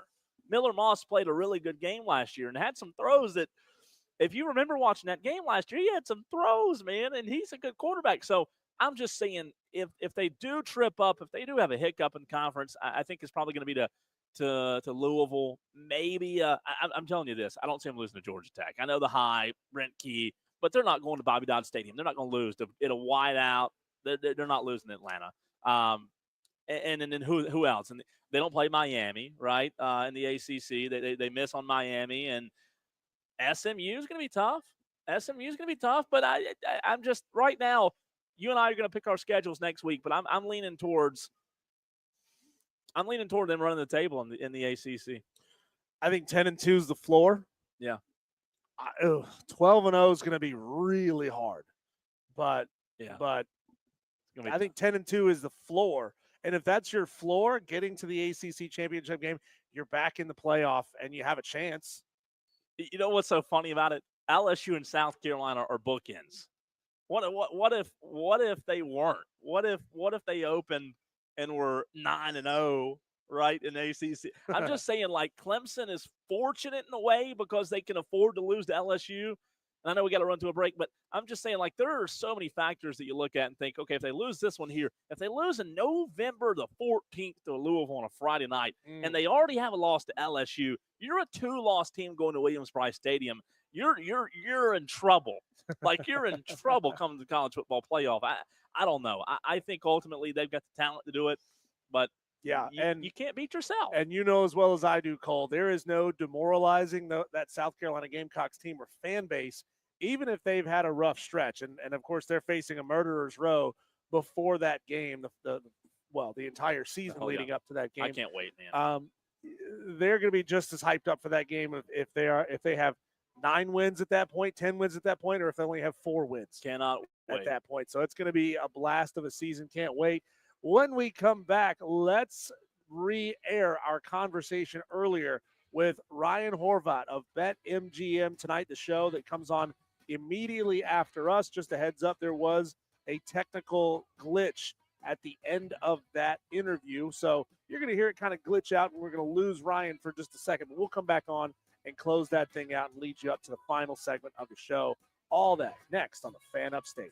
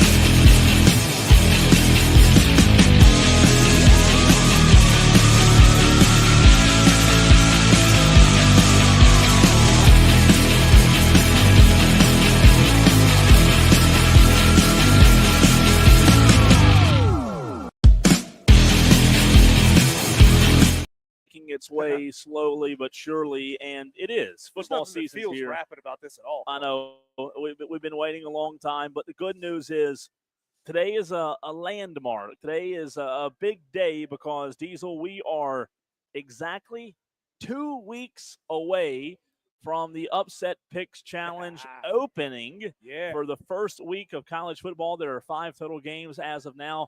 4 have spreads, and the mastermind behind the Upset Picks Challenge, Dan B, has dropped by Ingles, and he got an Ingles gift card. Yeah, he did.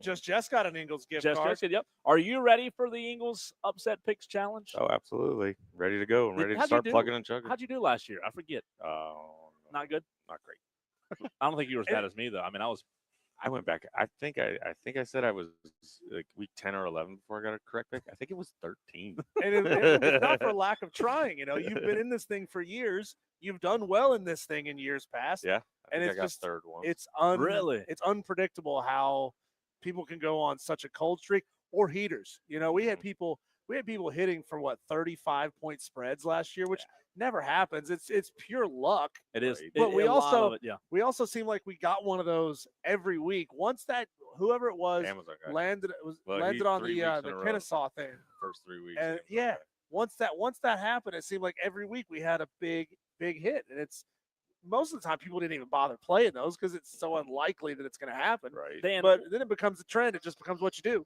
What do you think about my maybe philosophy? I think I said this yesterday of only picking games with a spread that are 10 or 11 points or less. I generally stick around that number. Yeah. Potentially. Yeah. But before I'm even on the board, I see no reason to not go for 12s and 15s. Before, say that again. Before you're on the board. Yeah, just to get on the board and then start being a little more I smart. know, but with it's it. hard to pick up. So 15 points. here's the spread. thing, though.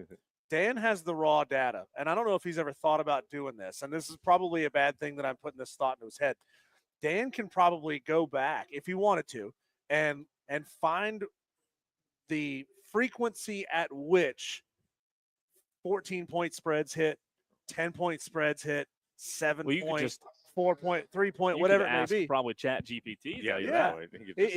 But he could go see how often those things hit, and then you might see, all right, well, it doesn't really hold a lot of value for me to go after the 21-point spread because those Right. only hit like 5% of the time. Well, think about it like that. To your point about 15, 14, 15, 16-point spreads, how often do we talk about on a Monday a team that was a 2-touchdown underdog winning outright? I mean, it doesn't Not all that usually, often. but I mean, not happen. But I think it happened with FSU in the first 6 weeks. Didn't they get Because they were so upset, bad. Yeah. like big time? Vegas missed on that. I think. That I think they happened. missed on kept FSU missing. big time. I believe they did because they were horrible. Now it could be the opposite this year. You could get Florida State with the same thing, like you know what I mean?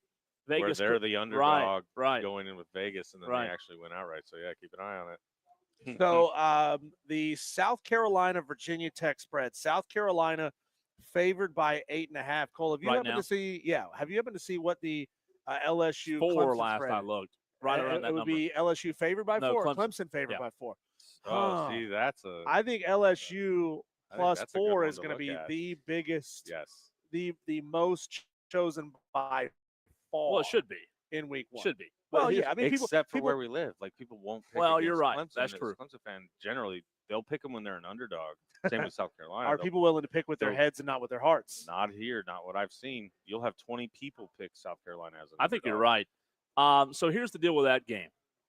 Clemson LSU right now. Clemson's favored by 4. Mhm. You take 3 away because Clemson's at home. So Vegas has given Clemson 3 points just because they're the home team. So what that spread's telling you is Clemson is a 1-point favorite over LSU. And if you're telling me that it's that close and LSU's this good, I know it's not much, but LSU plus 4 is a gimme. I mean, it'll be a tough one for me. How to do you go not against it? Yeah, I mean, Other especially than if it's only 4 points. especially if That's you're betting real where- money. But Oh, no, real also, money bet, it's that's what's just a 4-point spread. If people were smart, they might shy away from picking that game because it's only a 4-point And spread. that's the only bad part. And Yeah. you could go on a cold streak, and we've seen people do it. You go on that cold streak, and now you're Those all fours are week gone. 5. Yeah. You're back to 0. That's right. So that's why. What's like, it going to gain I don't you? like to pick 4-point spreads unless I've already I've already got a good base of 35, 25 points, whatever it may be. And then I'll say, okay, I can add to my lead just a little bit or add to my number without totally screwing myself early. The reality is you're not going to win the upset picks challenge by picking LSU to beat Clemson. You might win that week, but you're not going to win. I mean, 4 points, you're not going to. If you could guarantee yourself 4 points every week. Every week could be different. 14 weeks. For 14 including weeks all the would be bowl different. games, you're up there in the top 5. Yeah. More than likely. If we're talking about a We get late to like season 80 game. points, what do we get to? Yeah. 80 points. Maybe not. All right. We get late season, we get people texting in, hey, who did Amazon guy pick? Who did that guy pick? Because they're like 5 points below him. They're like, well, I got to make sure I hit for something 5 points bigger than what he's got. I don't know if we should allow that this year, right? I think I'm going. We should allow people to. We should not answer the question. We should not answer the question. If they hear it over the air, where anyone can hear it, that's fine. But we shouldn't answer that question. I'm going week 1, 6-point spread. I don't care who the game is. I'm going to find a 6-point spread. That's my happy medium. Because should we make the leader? Should the current leader, always have to make the first pick? Or should we allow They them never to will. go- They never will. They or- never or- will. or You can't should make we it allow them to go all the way from Friday? it's- all of a Friday at sudden 6? somebody's not answering their phone. It's crazy. Out Thanks, there. Dan. Appreciate your Thanks, Dan. help with the all right, guys. upset picks challenge. Brought to you by Ingles Markets, by the way. Yes, sir. We're right here inside Ingles Markets at the Corner Cafe. Always a blast spending some time at Ingles. Cole, where are we going to be in Piedmont. 2 weeks? Yes, Piedmont location, which we hit that one a lot. We love that store. It's a beautiful, fantastic store. Tolos, we appreciate all of you stopping by. Sonny, who's sitting over there, Sonny made me a sandwich earlier. He's a Tolo, and he also listens to the Rob Brown Show. I won't call him an Armada elitist. Nobody wants. I to don't call want to yourself put that kind of stink Yeah. on his name, Yeah. but Sonny's a great guy, and he listens to our show every single day. Always fun. We'll see you again tomorrow right here on the Fan Upstate and streaming on Facebook, Twitter, and YouTube.